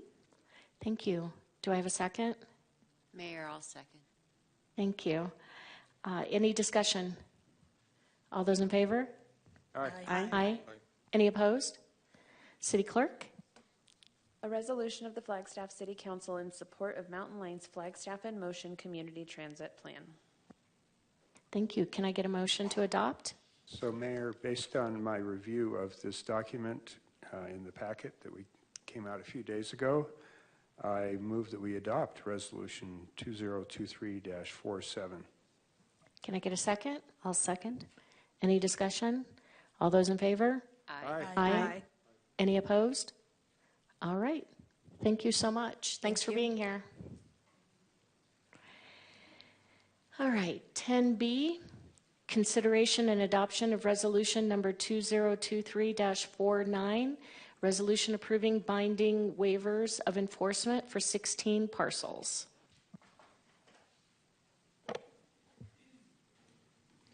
Good evening, Mayor and Council. As you see on the screen, I'm Christina Rubalcava, Senior Assistant City Attorney. Actually, Christina's on Teams. If she needs to chime in here on the next two agenda items, she is available. But she did ask if I would present this to you tonight. A little bit of background. Ordinance 2020-28 was passed on November 17th, 2020. When the council adopted that ordinance, it made various amendments to the Flagstaff zoning code. Those amendments made certain changes regulating high occupancy housing, or we commonly refer to it as HOH. Those changes included requiring a conditional use permit for HOH, restricting HOH of 4 units or more to the pedestrian shed of an activity center, and adding parking or bedroom, bathroom, and other HOH regulations. As the Prop 207 claims before you today came in July and August, the city received those claims on behalf of 16 parcels of land. The owners claim that as a result of the November 2020 code amendments, their properties lost a collective $39 million. Arizona Revised Statutes, Section 121134, which is more commonly known as Prop 207, provides that if the existing rights to use, divide, sell, or possess private real property are reduced by the enactment or applicability of any land use law enacted after the date the property is transferred to the owner, and such action reduces the fair market value of the property, the owner is entitled to just compensation from this state or the political subdivision of this state that enacted the land use law. A couple of other requirements under the statute: the landowner must make a written demand for the specific amount of compensation, and the city has 90 days to pay, amend the law, or permanently waive enforcement with respect to the land use law on that landowner's parcel. So, if the city does not act, the landowner may file a claim for just compensation in Superior Court within 3 years of the date of the land use law took effect. Just compensation for diminution in value is the reduction in fair market value for the property resulting from the land use law. And fair market value is calculated by essentially the most likely price which the landowner, or which the land would bring if exposed for sale in the open market by a purchaser who buys it with knowledge of all the uses and purposes to which it is adapted and for which it is capable. With that, if approved by the council, the city will agree to declare that the HOH zoning code amendments will not be enforced nor applicable in its entirety applicable to the entirety or any portion of the 16 properties identified in this binding waiver of enforcement before you tonight, which is attached to the staff summary as Exhibit A to the resolution. With that, Mayor and Council, if you want to move forward with a motion to read and adopt, that is up to you. Any questions? Any questions, Council? All right, do I have a motion? Thank you, Christina. Absolutely. Yes, thank you, Christina. I move to read Resolution 2023-49 by title only. Can I get a second? I'll second. Discussion? All those in favor? Aye. Aye. City Clerk? A resolution of the Flagstaff City Council approving binding waivers of enforcement for 16 parcels of land within the corporate limits of the city of Flagstaff. Thank you. Can I get a motion to adopt? I move to adopt. Can I get a second? I'll second. Discussion? All those in favor? Aye. Aye. Any opposed? All right, moving down to C, consideration and possible adoption of ordinance number 2023-21, an ordinance of the City Council extending and increasing the corporate limits of the city and blah, blah, blah. Just rolls off the tongue. It does. There's a lot there. Good evening. I'm Alexandra Pucciarelli, current planning manager, and I'm here tonight to talk about the Live Timber Sky annexation and the direct ordinance zoning map amendment, the next item on the list. I went ahead and squished them together into one presentation for us, but if you need me to go back or whatever, we'll play it by ear as we go. So the request is from Vintage Partners and Live Communities, requesting to annex approximately 1.82 acres located at that corner of Woody Mountain and West Route 66. They have a concurrent request for a direct-to-ordinance zoning map amendment that would rezone the entire parcel, 13 and change acres, from rural residential to high-density residential with the resource protection overlay. Here we see the vicinity map. You're somewhat familiar with this. I've talked about this before. Just south of our Public Works yard near Presidio, Timber Sky is over on our west. Here I'm showing the areas in the city, and then I added a nice blue line to indicate where the extent of the county property is. So you can see just that sort of corner marked G where the parcel overlaps, and part of it is actually still in the county. The proposal, again, rural residential, the high-density residential with the resource protection overlay. The goal is to develop a multifamily residential project, all the required parking and various site amenities. The HR zone allows between 10 and 29 units per acre when you have the resource protection overlay and when you're within an urban activity center. That results in between 130 units minimum, 377 units maximum. So our development's kind of in the middle there, 214. The regional plan calls for a minimum density of 13 units an acre in this area, and this development exceeds that, which is good, 16.45 units an acre. Here's a breakdown of the unit types, 1 bedroom, 2 bedroom, and 3 bedroom. So these very kind of traditional unit mix as opposed to some of these other developments we see that start getting into 4 or 5 plus bedroom units. The application for site plan review was approved back in June of this year, subject to the direct ordinance zoning map amendment being approved by council. Here are some proposed floor plans, and I've highlighted where this type of building is located on the site. These are the largest buildings in the development. They're 3 stories. They include 6 interior garages and 24 units. And this is the elevation showing these very kind of traditional Flagstaff materials, the stone veneer, the lap siding, metal roof accents. Building type 2 is, I think of it like the 2 ends of building type 1 just squished together and they took the middle out. So this is also 3 stories, but it only has 12 units, doesn't have the garage spaces. There's only 1 of these. And same material palette that we're looking at in the first building. And then building type 3 has garages on the first floor, and the second floor has 2 units. These are placed along that west property edge of the development. There are additional buildings along the south edge. Those are just the garages. They don't have the residential units above them. And that's the elevation of the garage building.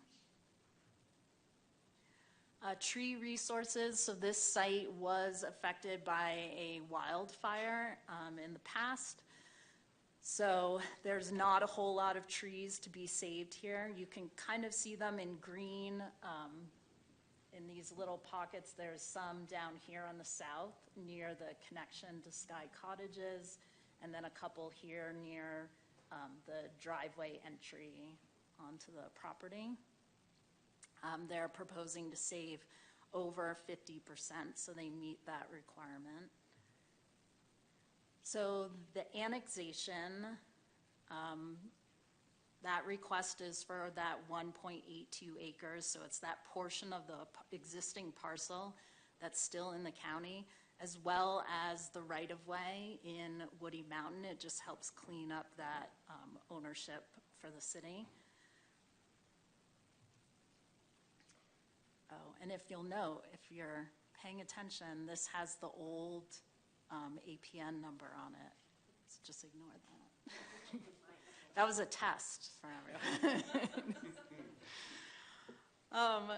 So annexations have to meet 3 criteria to be approved. They have to meet the Arizona state statute compliance. They have to meet our regional plan, and they have to meet our public facilities and service impact analysis. So finding 1 has to do with conformance with the state statute. the state sets up requirements for the process, procedures, whether you're eligible or not to be annexed. It has to do with how adjacent you are to the city and dimensions of that area to be annexed, so we're good on all that. Finding 2 is conformance with our regional plan. The regional plan has 2 main policies that I think really apply to annexation. One is that we don't want to provide city services to areas outside of the city without annexing them, or if they don't qualify, we can always do a pre-annexation, meaning that they will annex as soon as they qualify. And the other is that development that requires that infrastructure should be located within the urban growth boundary, and this parcel is within our urban growth boundary. Finding 3 is conformance with the city code division regarding annexations and has to do with public systems analysis. So we look at a traffic analysis, the right-of-way impact and transportation improvements, water and sewer impact analysis, a stormwater analysis, schools, and fire protection. So the traffic impact analysis was dated June 9th, 2023. It was accepted by city staff and approved by ADOT. I have lovely traffic staff here to talk if you have any questions. I don't have to pretend I know what goes into TIA, so that's pretty great. Transportation improvements, this development will have to create new or extend existing turn lanes as required. They're extending the median on Woody Mountain Road, and they're also providing a proportional share towards a future traffic signal at 66 and Woody Mountain. The water and sewer impact analysis was completed way back in 2013, but since it was a similar land use on the property, it was waived when this project came in. They are required to provide a 12-inch off-site sewer main as part of this development. The stormwater analysis, the drainage impact analysis was prepared on August 30th of 2022. No off-site stormwater improvements are required. Everything's handled on-site and things are just metered off to deal with to mitigate any additions of impervious surface. Schools, this development isn't anticipated to impact schools. Fire protection, it's served by fire station number 1 and is within the desired response time. So the annexation recommendation for tonight. So I was here back in September 5th where we held the public hearing for the annexation. Tonight, September 19th, we are looking to read the ordinance by title only for the first time. And then I will be back on October 3rd as necessary for the second read and adoption. So the zoning map amendment, this also has required findings, conformance with the general plan, community benefits and public good, and that the site is physically suitable. So finding number 1, conformance with the general plan. I'm going to hit actually, just for public hearing purposes, this actually should be part of the public hearing for the zoning map amendment, correct? Yes. So we would need to open the public hearing before this portion, Mayor. Thank you. Should we go ahead and discuss the annexation? Vote on the annexation and then come back up for this if that would work. Let's do that. Thank you, Alex. Just hold one moment if you would. Get a little excited and just keep going. I know. I was getting excited too. Okay, so we are on item C. can I get a motion, or council, do you have any additional questions on this? Councilmember McCarthy. Well, I'm just curious on the plans you showed. Will the person be able to go into their apartments without going into a garage? And then the other part of the question is, could they go from the garage right into their apartment, or do they have to go outside and then up some stairs or something to get into their apartment? And that might be a question for the developer as opposed to staff, because anyway. My recollection is that, and I'll let the developer confirm this, but my recollection is that you do not enter your apartment through the garage, that there are separate pedestrian entries on these buildings that allow you to enter your apartment not through the garage. Definitely on the building type that has all the garages on the bottom and the 2 units in the top, that has like this nice little pedestrian entry right in the middle that leads you upstairs. In the larger type 1 building, are there doors in the garages? I don't think there's a way to get from the garage into the rest of the building. You would go back out and then use the pedestrian. Okay, thank you. Just curious. Any other questions on the annexation? All right, can I get a motion? Mayor, I'd like to move to read resolution number 2023-49 by title only. No, the next one. Sorry. An ordinance. I'd like to move that we read ordinance number 2023-21 by title only for the first time. Thank you. Thank you. Discussion? All those in favor? Aye. Aye. City Clerk? An ordinance of the City Council of the City of Flagstaff, Arizona, extending and increasing the corporate limits of the City of Flagstaff, Coconino County, State of Arizona, pursuant to the provisions of Title IX, Chapter 4, Arizona Revised Statutes, by annexing certain land totaling approximately 1.82 acres located at 2445 South Woody Mountain Road, which land is contiguous to the existing corporate limits of the City of Flagstaff, and establishing city zoning for said land as rural residential RR with a resource protection overlay RPO. Thank you. All right, we are going to move down to item 11A, public hearing item. I am going to open the public hearing, and we have a presentation from staff. Would you like me to begin at the beginning, Sterling? All the way back. So as I mentioned, we have 3 findings for the zoning map amendment.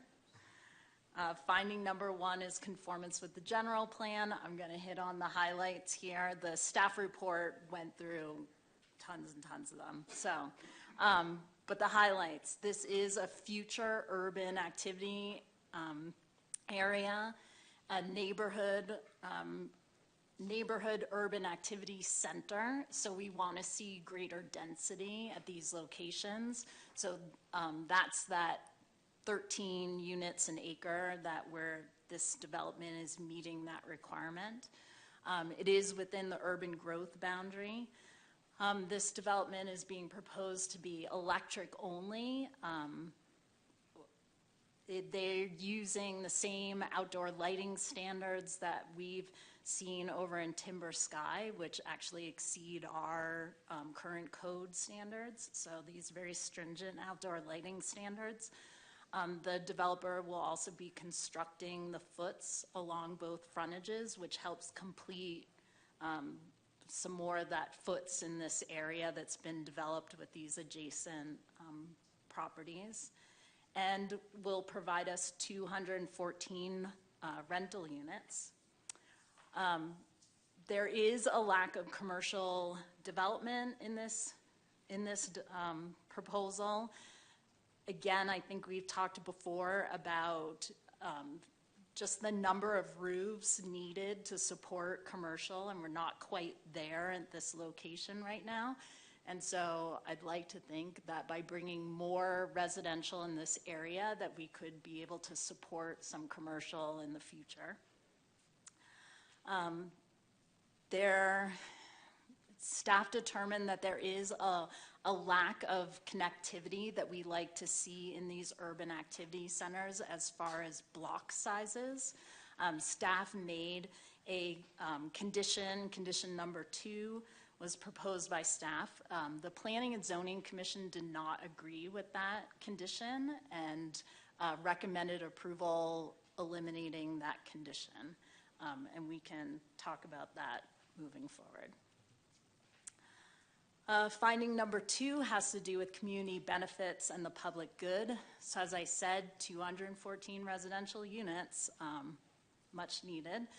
The electric-only development, the Foots construction, and they're providing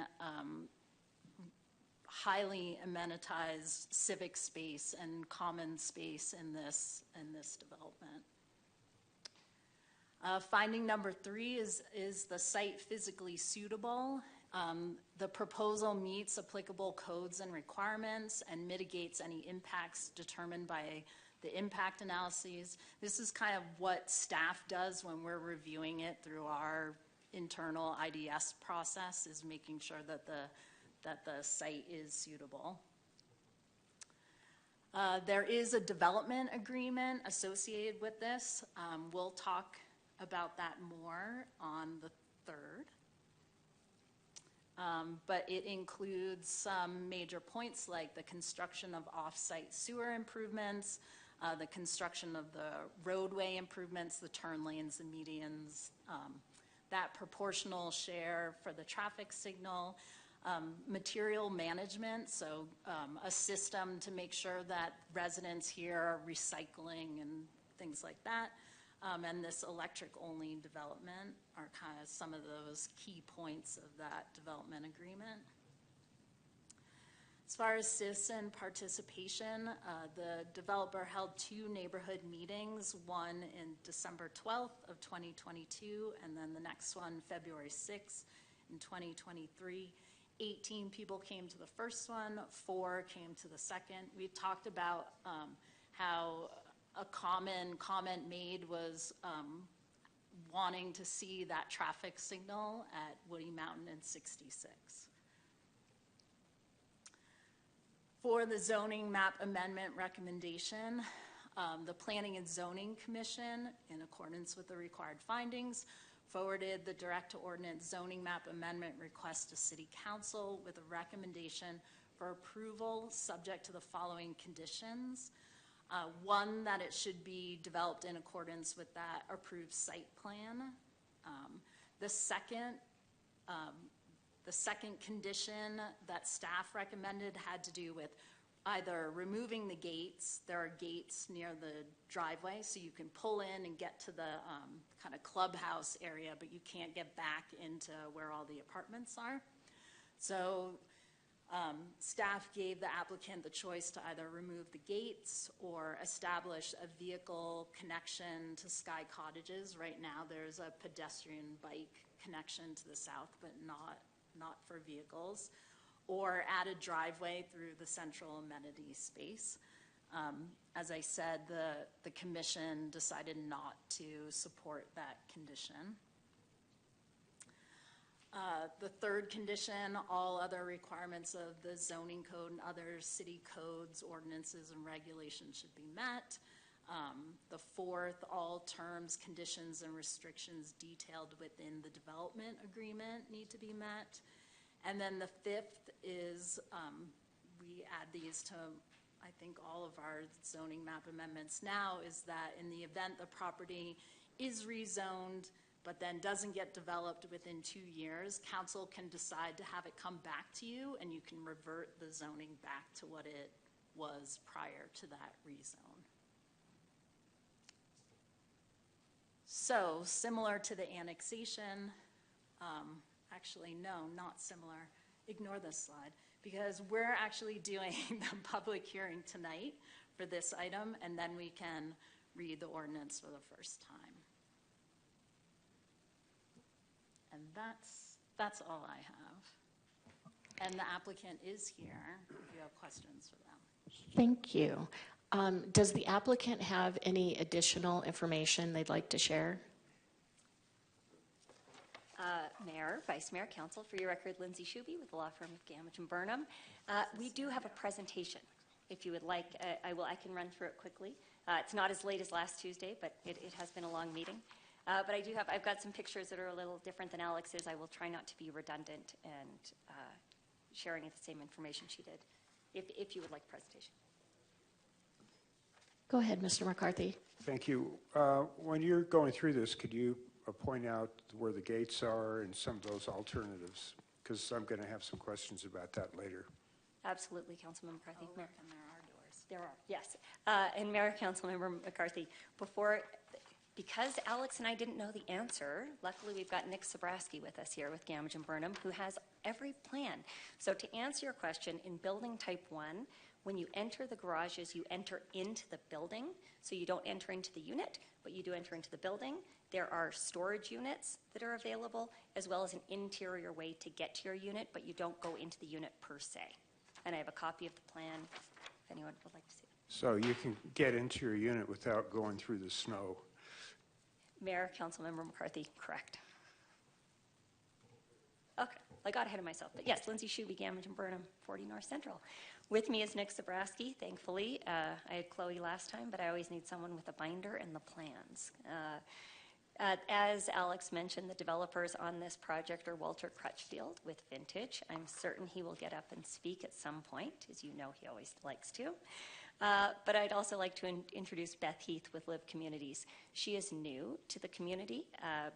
Live currently has 3 projects in Arizona, 2 under construction and 2 in the entitlement phase. Liv, the COO, spoke at the Planning and Zoning Commission hearing. She's not able to be here tonight, but if any of you saw that hearing, you would see that Liv it's a small family-owned company that cares very much about these developments. Most of their developments they hold and they manage. Therefore, they are very involved in the process. So Liv has been with us through every step of the process. It's their architect, and I look forward to showing you. The 2D pictures were pretty, but I've got some prettier ones. So yes, they've been through every part of the process. They'll close on this if we are granted our entitlements. So really excited to have Liv as part of the Flagstaff community and bringing you some more rental units. We also have Stephen Irwin from SWI. And then Scott with Todd & Associates, who did our pretty buildings, and Doug are online, as well as Don Cartier from CivTech if we have any traffic questions. So I think we've all seen this map quite a few times. Again, what we're talking about tonight is Live at Timber Sky, 214 market rate units right at the corner. Again, what's exciting about this is it rounds out the diversity of housing options that are available in the Timber Sky development. Sky Cottages to the south, again, for those of you who were not on council at the time, single family for rent. Alex explained it. 2 in front of you, annexation you've already voted on. Thank you for the recommendation or the vote to move that forward. And then the zoning map amendment, again, it's 13.01 acres to RRRPO, from RRRPO to high density residential, and 214 units with a lot of open space and amenities that I'll show you. I think Alex did a wonderful job talking about the Urban Activity Center, but it does, I believe that I agree with Alex, that this application does support the regional plan. Minimum density of 13 units per acre, and we're at 16 plus, 16.5, promotes a variety of housing types and preserves tree resources and incorporates native and drought-tolerant landscaping. We also have monarch-friendly landscaping. You'll see that in the development agreement. Again, here's the site plan. It's not part of the original Timber Sky development. This was an out parcel that Vintage acquired after the fact.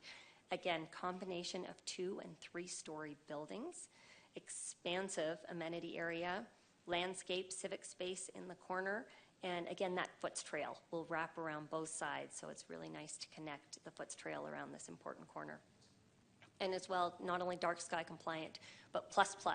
We agree to the standards that were in Timber Sky that exceed the city's already high standards. So Mayor and Councilman McCarthy, getting to your question, this is the view looking into the development. So this is looking west off of Woody Mountain, so that you look and you see the centrally located clubhouse. As you can see, the gates, well, you can't see the gates. There are gates on either side. The intent of the gates for Live Communities is not to keep out people, but to keep out the cars. And that's the intent of the gates here. It is not a gated community. It's open, but the gates are not visual. The intent is not to be visually obstructive or those things. It simply is, in this world of Uber Eats, Postmates, Amazon. My neighbor gets Amazon, I swear, 4 times a day. It's insane. UPS trucks going around and around, or Amazon trucks. So that is the intent, is to keep the trucks out of the community, not the people. But I do love the architecture, and you can see kind of the Foots Trail along Woody Mountain, how it's heading north there. This is a view looking east, Route 66. This is our secondary access. Regardless of the stipulation number 2, I have requested, and staff has agreed, that this secondary access be gated. That was a requirement or a request of ADOT, and we would like to honor that request. Again, this is an emergency access only, so we would like to leave a gate here because it is only supposed to be used for emergency. And I can see people kind of trying to cut around the corner and interfering with traffic on Route 66, and ADOT does not want that. You can see the 2-story carriage units on the right and the 3-story building on the left.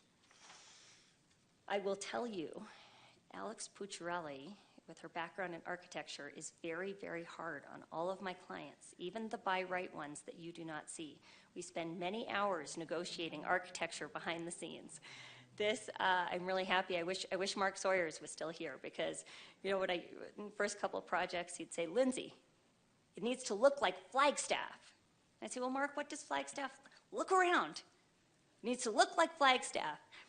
And, you know, I submit to you, I think this really does look like Flagstaff. I commend Todd and Associates. I think they did a really nice job on architecture, and that is, and we didn't get harked on that badly by Alex. And in a very good way, that means we brought a project that I think fits in with the context of the area and is a very beautiful product. Last, this is a corner view looking southwest from Route 66 and Woody Mountain. This is our civic space.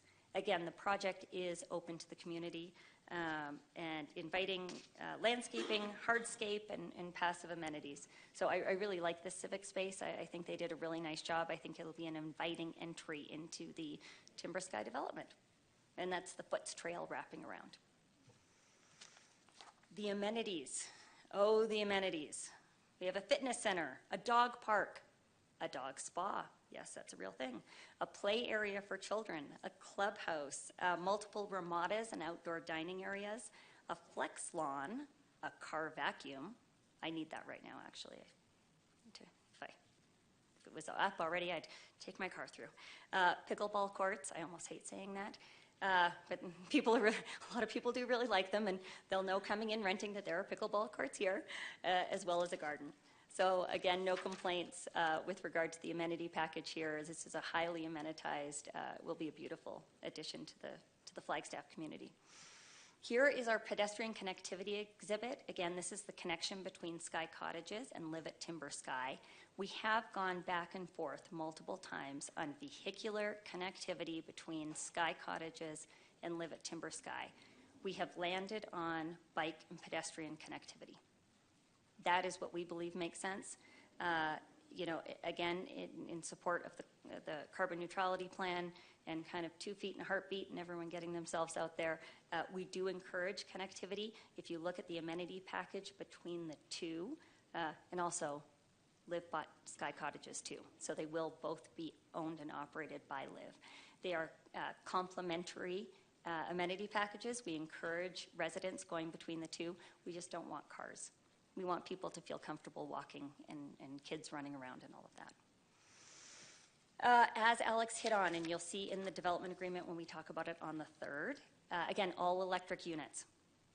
We followed the lead of Sky Cottages. Again, at Sky Cottages, we did all electric, and we are doing the same here. We have electric vehicle car sharing service. If you recall, we introduced that at Sky Cottages. We will have cars at both. It means as a resident of the facility, you can go rent an electric car for as short as 1 hour.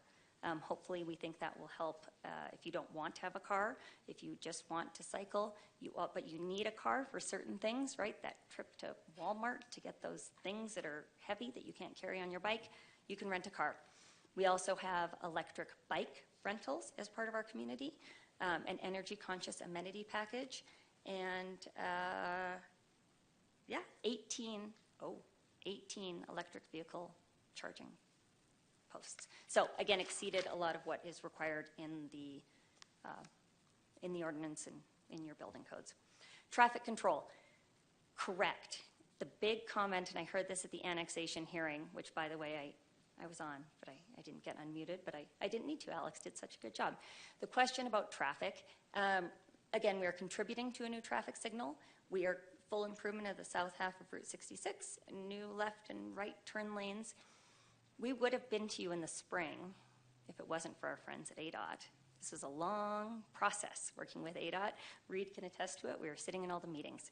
Vintage has been trying to put a signal in here for years. Walter offered at Sky Cottages to put a signal in. We are supportive of putting a signal in. The neighbors want a signal here. ADOT is saying no. So we are paying a proportional share. We would love to put a signal in. Bring Walter up here. We said at Sky Cottages we want a signal. ADOT said no. And so unfortunately, because Route 66 is ADOT controlled, we don't have any control over that. If we could, I will say there is conduit in the ground. We're really close to getting a signal. As soon as the signal is warranted, we'll be able to put one in. But we tried, so to answer that question. Last, and I'm just about done, most importantly, I think this project does meet the needs of the housing crisis. We believe that this does support the housing plan by adding 214 much needed units. You do need a diversity of housing types, and I do believe this rounds out diversity of housing types at Timber Sky. So annexation, you've already dealt with that. Rezone request, we come forward with a recommendation of approval from staff, a recommendation of approval from your planning commission, and respectfully request approval. There was a pretty picture on the left. I don't know where it is, but that's okay. For the following reasons listed on your screen, I respectfully request approval of this rezone request this evening, or at least the first read. I know we have to come back on the third for the second read. Thank you, Lindsay. We have a question from Councilmember Matthews.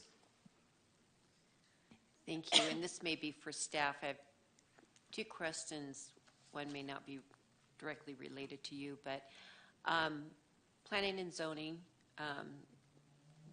decided they didn't want the recommendations by your department. So why was it struck out before coming to City Council as opposed to saying they recommend us not adding it, but not, like you just took it out before coming here? Well, what I tried to do in my creative brain was to strike it out so that you could still see it and still see what staff had recommended, but understand that the Planning and Zoning Commission was not supportive of that condition. So I apologize if that was, if I should have handled that a different way. I was trying to balance both recommendations, I guess. And it's not that I disagree with them taking it out. I just felt like, and I understand how you did it, but I just felt like it should come to us for the final decision, not them. Agreed. Other questions? Councilmember McCarthy. Well, thank you. I think that the left side of that screen just indicates that you're dark skies compliant. All right, I do have some more serious questions.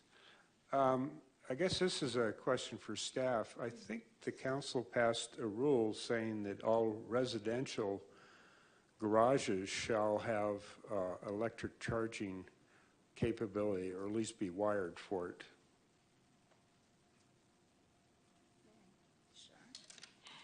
Mayor, Councilmember McCarthy, I did not mention all the garages will be wired for electric vehicles charging. All right. I actually don't know if it's a requirement, but we are doing Okay, good. Well, we caught that one. All right, gates. I've been on council long enough and came to council meetings before I was council. I was on P&Z for 6 years. This city does not like gated communities. So I guess I'm concerned about gates. Now, I do like the idea of promoting pedestrian and bicycle transportation around, but I'd like to have a little discussion. Maybe on there you can show us where the gates would be. Right here. This is one, and this is the other.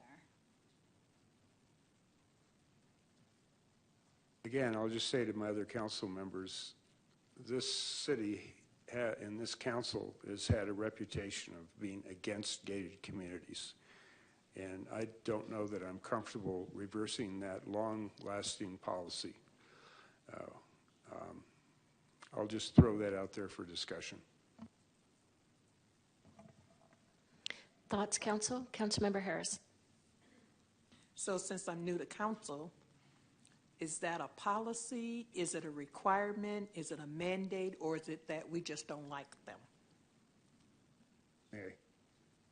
Yeah, staff can jump in here, but my understanding that's just a preference of council. I don't think it's in any formal resolution or ordinance or anything like that. Correct. When staff looks at these discretionary cases and we're comparing it to the regional plan, that's where we're looking at these goals of connectivity. And part of that was this idea of block sizes, and so that in these activity centers that you're dividing it up and that there's multiple levels of streets in those areas and create these smaller block sizes and more the ability for people to walk shorter distances, especially if you think about our ideal urban activity center would have a mix of uses. So the idea that you could walk from your house to local shopping or grocery store, bank, things like that. So that's kind of where staff gets the that's where we look at those policies that are maybe not supportive of these gates, is looking at that connectivity. I think the applicant has made the argument that there is connectivity, but it's pedestrian and bike connectivity, and just because we don't have vehicle connectivity doesn't mean that we're not meeting that policy in the regional plan. But yes, I would say, I think in the past we had other policies that were stronger about no gates, and that's sort of not the case right now. So. Councilmember McCarthy. Just to help me understand this layout, this thing that's on the screen. So the entrance into the subdivision is on the east side, right in the middle. Is that correct? Yes. And then there's one more possible entrance onto Route 66, but ADOT wants that gated. So I don't think that one's controversial. Are there any other vehicle ins and outs? No, this would be it. This is the main driveway off of Woody Mountain that leads you to this circular drive in front of the clubhouse. But as I said, visitors can't go beyond that without going through these two gates. So how do people get their mail? Do they have to come to the clubhouse? I believe mail is all located in the clubhouse. And UPS deliveries, if I order a guitar or something, it will go to the clubhouse? Correct. Mayor? Councilmember Harris. Okay, what about in this world of Uber Eats? So where do I pick up my Uber Eats when I order it? You can go. Mayor, Councilmember Harris, you would go to the, so again, the intent is to go to the clubhouse to go get your Uber Eats. And I think that, when you have a tot lot and you have, dog park, the intent is to keep the vehicles out and to walk to the clubhouse to get your packages and your food. Councilmember. Excuse me, and I'm assuming that people are going to know that before they sign a lease. Mayor, Councilmember, correct. Councilmember Matthews. Thank you, Mayor.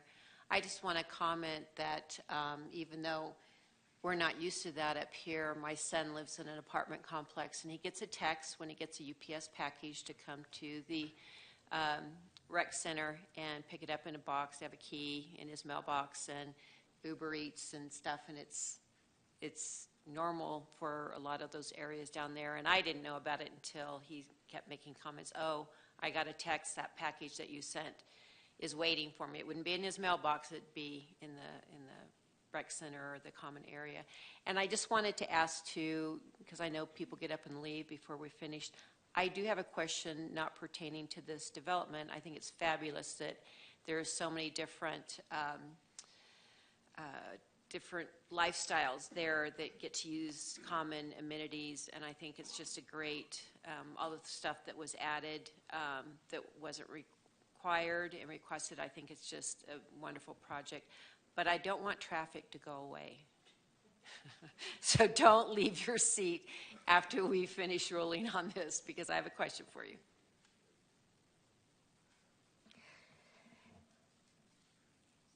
Councilmember Sweet. Thank you. So I watched the planning and zoning meeting on this, and Lindsay, I have a couple of questions back to the gate.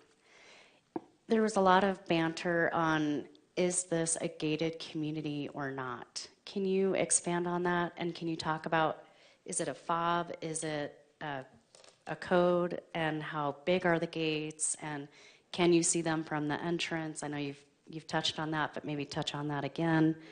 And maybe just go into detail on that. Mayor, Councilmember Sweet, all good questions. And now I'm going to have Nick tell me the math again, because if you remember, we were kind of shuffling with our papers, trying to figure out how wide the gates were. But so this is the view. So as you can see, the intent is not to appear as though we have a gated community. It's not a fenced community. Stephen and Nick brought that to my attention. So it's not fenced. It is open. The gates are strictly to keep the cars out. It is a fob, so you would have a fob to get in. Do we know the width? It would be 26 at least, because the drive is 26, so presumably maybe. And they go this way, right? Correct. Okay. So the drive aisle is 26 feet. So we assume that they are, and they come in and out that way. So again, there is pedestrian connectivity. If you can see here, and again, gosh, these site plans are so hard to read, but there's two gates, the kind of cross-hatched area right there, north and south, and there is pedestrian connectivity on both sides to get in. So you can get through the clubhouse. Again, the intent is for visitors to park in front of the clubhouse, and then there's all sorts of pedestrian connectivity all the way through. If someone was coming over and you wanted to go to the flex lawn, I don't know what we're doing on the flex lawn, but it sounds we can come maybe do yoga, I don't know, on our flex lawn. You can park in front of the clubhouse and then walk in. And yeah, they're fobs, so it's 26 feet, so we're thinking maybe 13 each way. When you open it up, the gates open, and then they close again. Does that answer your question? It did, and can you touch on when it snows?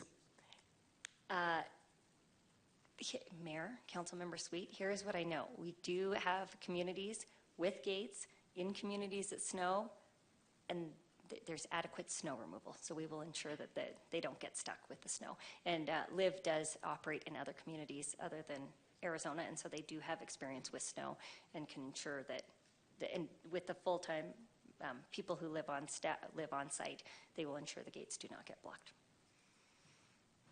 Thank you. Vice Mayor. Yeah, I'm not sure I'd feel compelled to weigh in on this on my own, but I see that my colleague, Councilmember McCarthy, is sort of taking a stand here.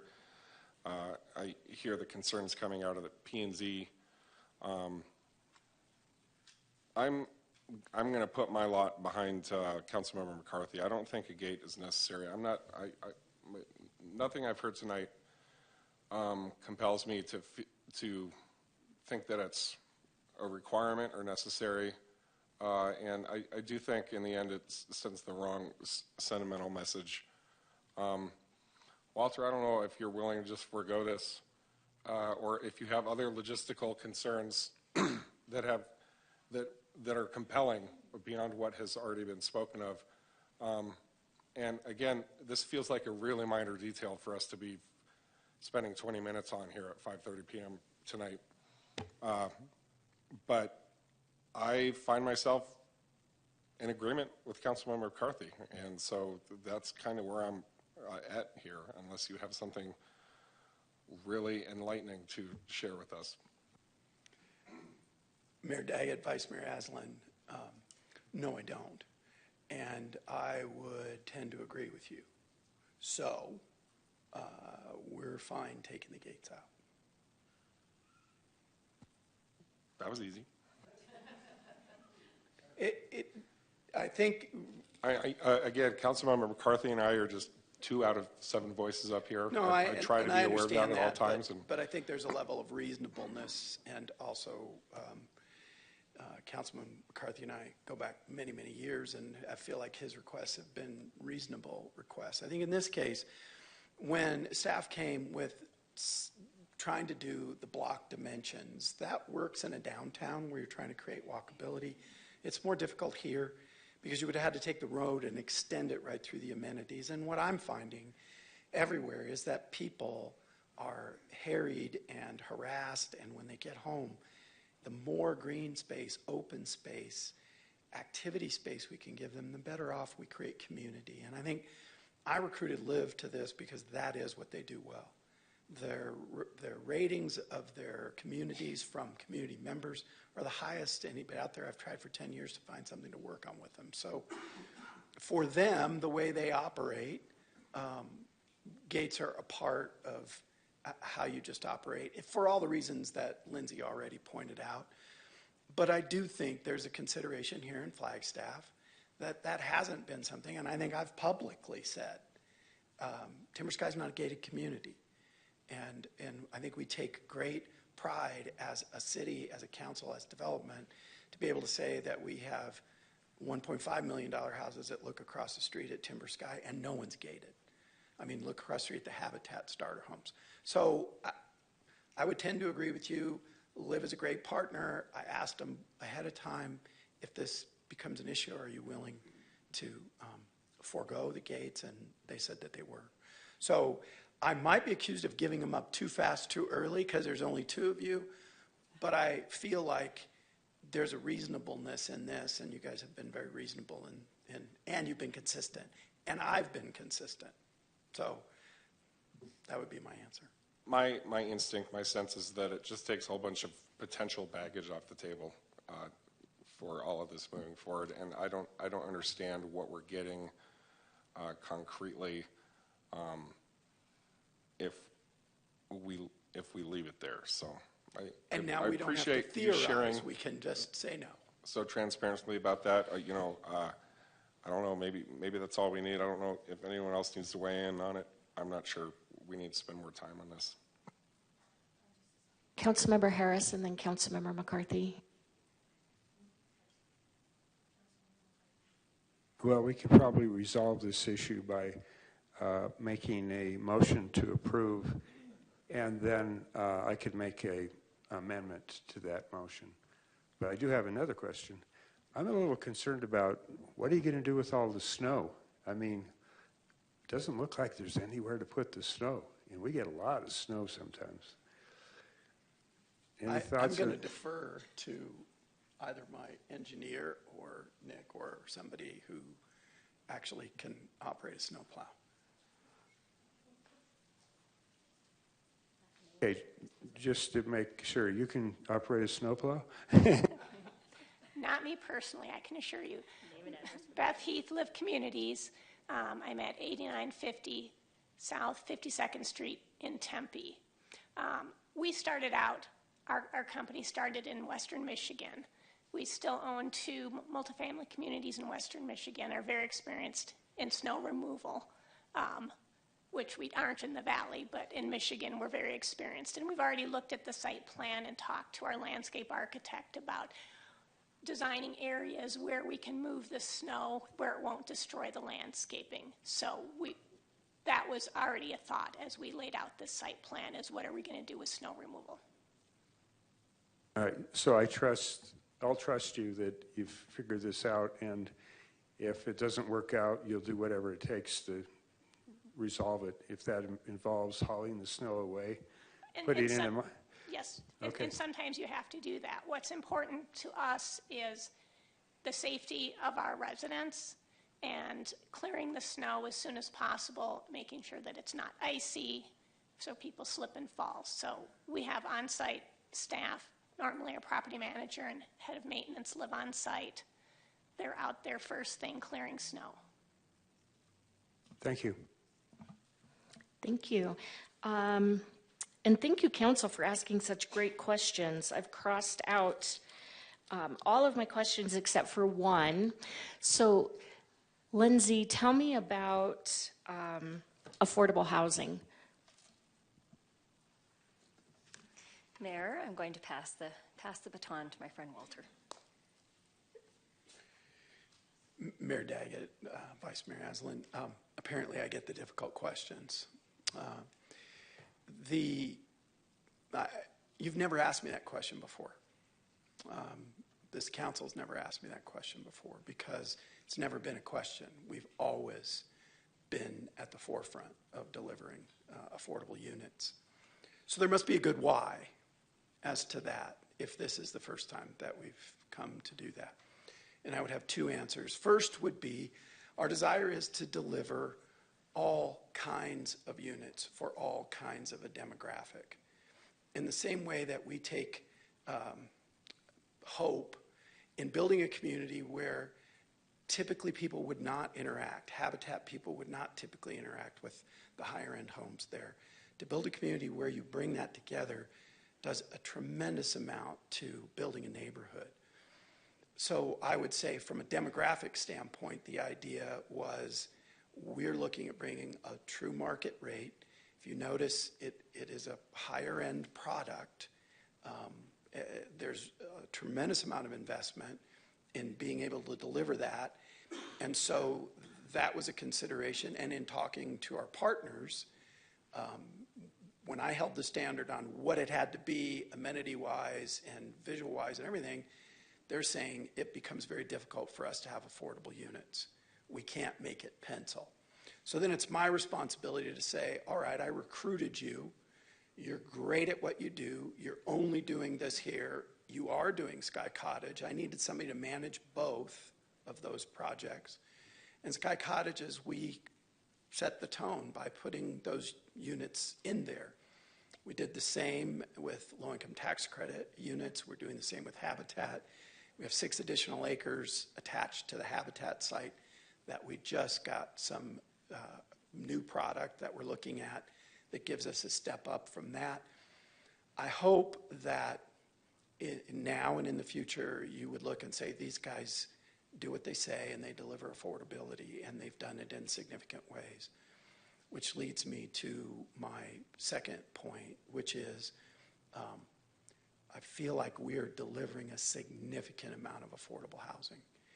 And if you, and you rightly have the right to ask, and we've tried to respond, want developers to give land and to discount land and to recruit low-income tax credit, there have to be some projects where we're not taking those considerations, where they actually can stand on their own, their market rate, and it works for both the developer and for LIV. So every project, we have to deal with it individually. So I realize what I'm saying is let's look at this comprehensively. You don't have to look at it comprehensively. You can look right at this and say, we're not getting it, so we don't approve it. I would encourage you not to do that because I think it sends the wrong message. When you get a developer that's trying to bring a diversity of housing types when we're, as I read in the paper today, 7,000 units short, we need units, and we need all kinds of units. And there is an idea here that somebody could come into low-income tax credit housing and then be able to move over to the corner and get a higher level of amenity, or move into Habitat and be able to purchase a home at an affordable price. So on one hand, your question is fully legitimate. I always want to be at the front of that saying, well, we're doing this. In this case, for this product in this type with the overall mix, it's just not doable. And I have a great fear, as I believe interest rates will go up tomorrow, and I believe they'll go up in November. We're going to see a lot of development not happen. So I don't want to make it more difficult for my partner. I want to be able to deliver it in the context of all the affordability that we're delivering. That would be my answer. Thank you. I appreciate your frank response. And we do need all kinds of units all along the continuum, and we continue to say that to the public, and we're hoping that the public will partner with us in understanding that we do need we just need units, that we are thousands of units behind in terms of housing people who already live and work here. We're not talking about attracting people from outside the community. We're talking about people who already live here, who need units to live in. And again, I just appreciate the frank response to that. Thank you, Mayor. Any, Councilmember House? Thank you, Mayor. I just wanted to kind of tag on to that last comment from you, actually. I know that we still have public comment possibly on this, and I don't want to lead directly into our conversation after that, but I do think it's important for us to look at this holistically in terms of our community needs and recognize the fact that, you know, in the 10-year housing plan calls for just over 7,000 market rate units in addition to just under 800 affordable, being 10% of that need. And so to re-emphasize the point that you just made, we need housing across the housing continuum. We need market rate units. If we don't approve this sort of mixed use and mixed market sort of development, then all we're doing is driving people that could afford this type of unit into those lower rate units that people desperately need as well. So it's really important for us to keep that in mind as we're looking at these different projects, and I really appreciate you making that point. I do want to just make the suggestion again, and it goes back to something that Councilmember Matthews has brought up a couple times on both this and the prior item. Neither of them in the overview included an examination of how this advanced the 10-year housing plan, and I think particularly in both of these cases that would have been particularly helpful. Because they do, and it does. So I'd like to see that added into these sorts of reviews, particularly on this sort of project, because it's meeting several of our community needs, including carbon neutrality and abiding by the regional plan. But particularly in that regard, and particularly with the demand that's coming to us from the community to make meaningful progress on that, I think it becomes even more important for that sort of reference to be made so that they see that we're taking that into consideration and making progress in that regard. So thank you. Well said. Thank you very much. And I want to remind the public that the draft development agreement is included in this agenda item if anyone wants to read it. And I wanted to point out and thank you for including no short-term rentals, nothing rented less than 30 days. That is also very important to us as a council and as a city, so thank you. Okay, I don't see any public comment. And council members, I'm getting ready to close the public hearing. I am closing the public hearing. Boom. Actually, Mayor, your deliberations need to be in the public hearing, and then the motion is separate. Hasn't that already? Oh, I thought that we already deliberated. Were there any other questions? Council, did you have any other questions? Nope. I'm Wait, no. closing the public I'm hearing. done. As previously stated, Mic drop, Mayor. and I'm looking for a motion. If I could jump in on the motion with the discussion that occurred, I know the recommendation to remove the gates was discussed.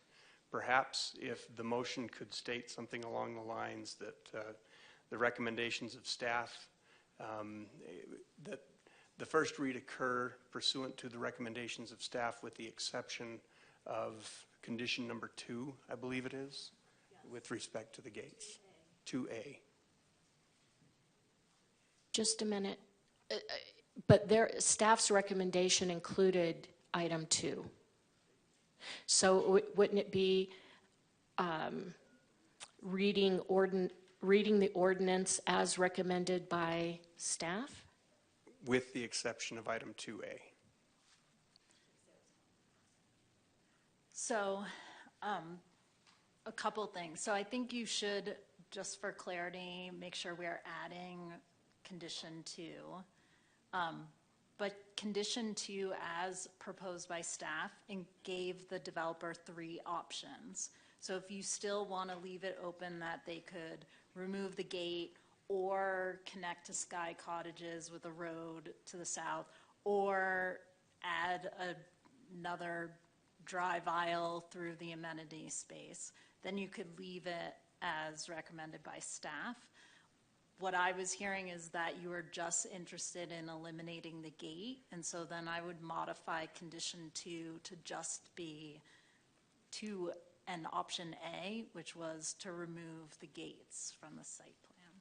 Mayor and council, with that explanation, it would just be best to make the motion as recommended by staff. Can I ask Sterling a question, technical question? Would it be permissible for me to make a motion and then for me to amend the motion on a separate motion?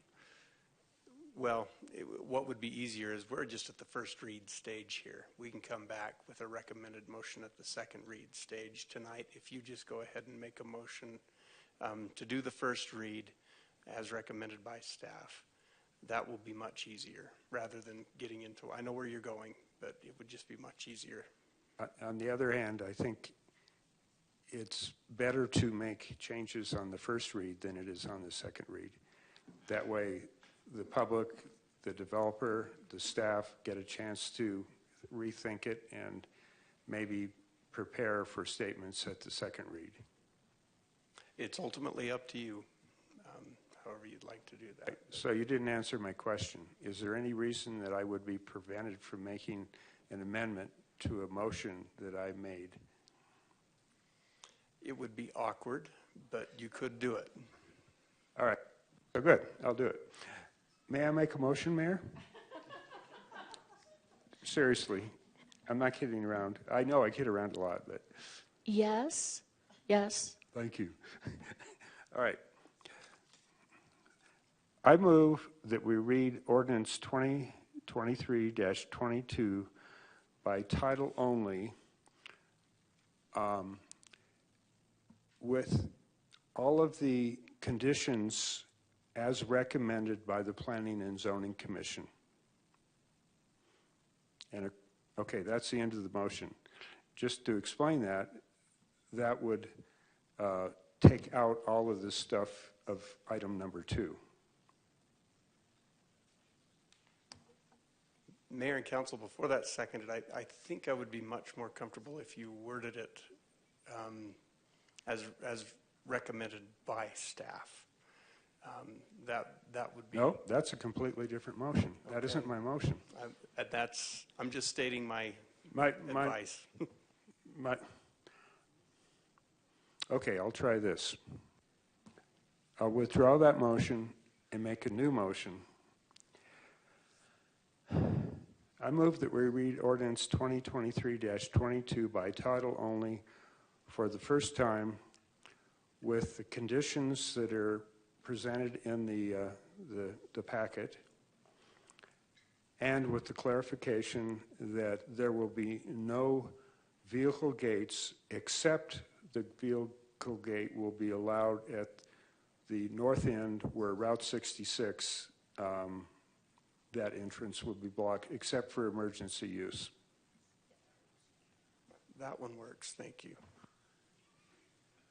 Whoever seconds it has to repeat everything word for word that Councilmember McCarthy just said.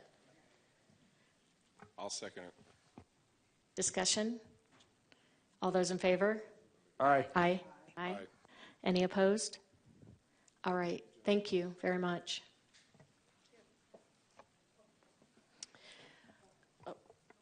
Yeah, we're going to do the Oh, reading. yes, sorry. I just need to clarify something with the city attorney.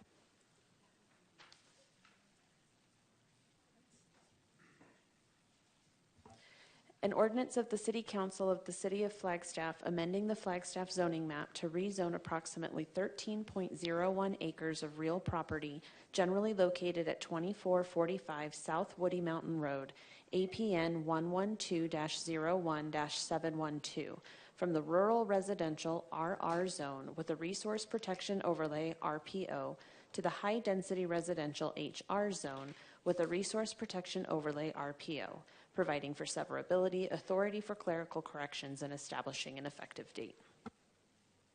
Thank you, City Clerk.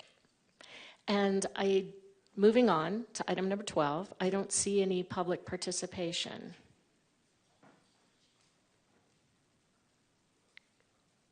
Correct. None. That is correct. Thank you, Mayor. Okay. I'm going to move down to 13, informational items to, from, Mayor, Council, and staff, and future agenda item requests. And I will start with the Vice Mayor on this one. Nothing tonight, Madam Mayor. Thank you. Councilmember Harris. Nothing. Councilmember Matthews. Thank you, Mayor. Traffic. I asked Michelle or Alex, I can't remember who it was, last week or the week before, to clarify for me on our traffic impact study. Is it a condition for a permit, or is it just a recommendation and I have to pay more fees? When it's a city-owned road, I understand we don't control ADOT, but I've had mixed answers in the past, so I thought it would be great to ask out of the horse's mouth. All right. Hi, my name is Reed Miller, transportation engineer, lovely Reed Miller. So we do traffic impact analysis. Actually, the developer does. We review them. We scope the TIAs in advance of doing the study. And the purpose of the study is to determine if the impacts of their traffic will render a given intersection, we'll say, where it doesn't operate at an acceptable level of service. If it does not, then they are required to mitigate whatever issue they're causing. And that might be through adding right turn lanes. It might be by adding a traffic signal. There are different things, of course, that may have to occur, but it's not just to identify problems. It's to identify them so that the developer is required to mitigate the problem. Now, I'm not sure if I answered your question or not. Almost. All right. You did for the most part. Okay. They are responsible for mitigating the problem or the impacts.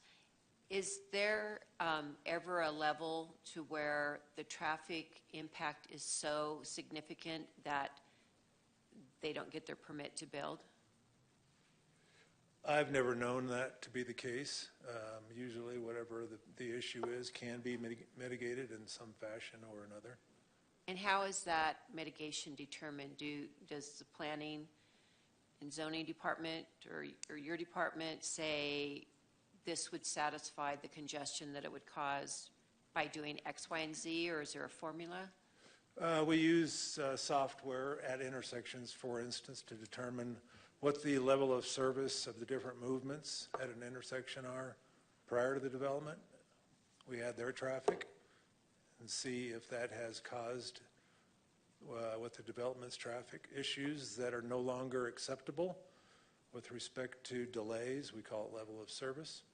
If there are issues, we have them mitigate them by making certain improvements. Thank you very much. You're welcome. Councilmember McCarthy? I don't have anything tonight, thank you. Councilmember Sweet? Nothing tonight. Councilmember House? Thank you, Mayor. I just wanted to note that September is also Suicide Prevention Month, and put it in council's mind that the Flagstaff Out of the Darkness Walk is October 7th. So if folks are interested in signing up and joining me, I will be at that event and hope to see folks there. And I will bring that up again closer to the event as well. Thank you. Thank you. I want to remind everyone that the Flagstaff Festival of Science kicks off on Friday with a keynote speaker at Ardrey Auditorium and continues for 10 days. I am reading science-y children's books at Wheeler Park from noon to 1 on Saturday as part of the Science in the Park event that's going on from 10 to 12. And I hope that we all will take advantage of, there's some amazing events going on during the Festival of Science. That's all I have. City Manager? Nothing from me. Thank you, Mayor. All right, thank you. All right, thanks everyone for a good meeting, and we're adjourned.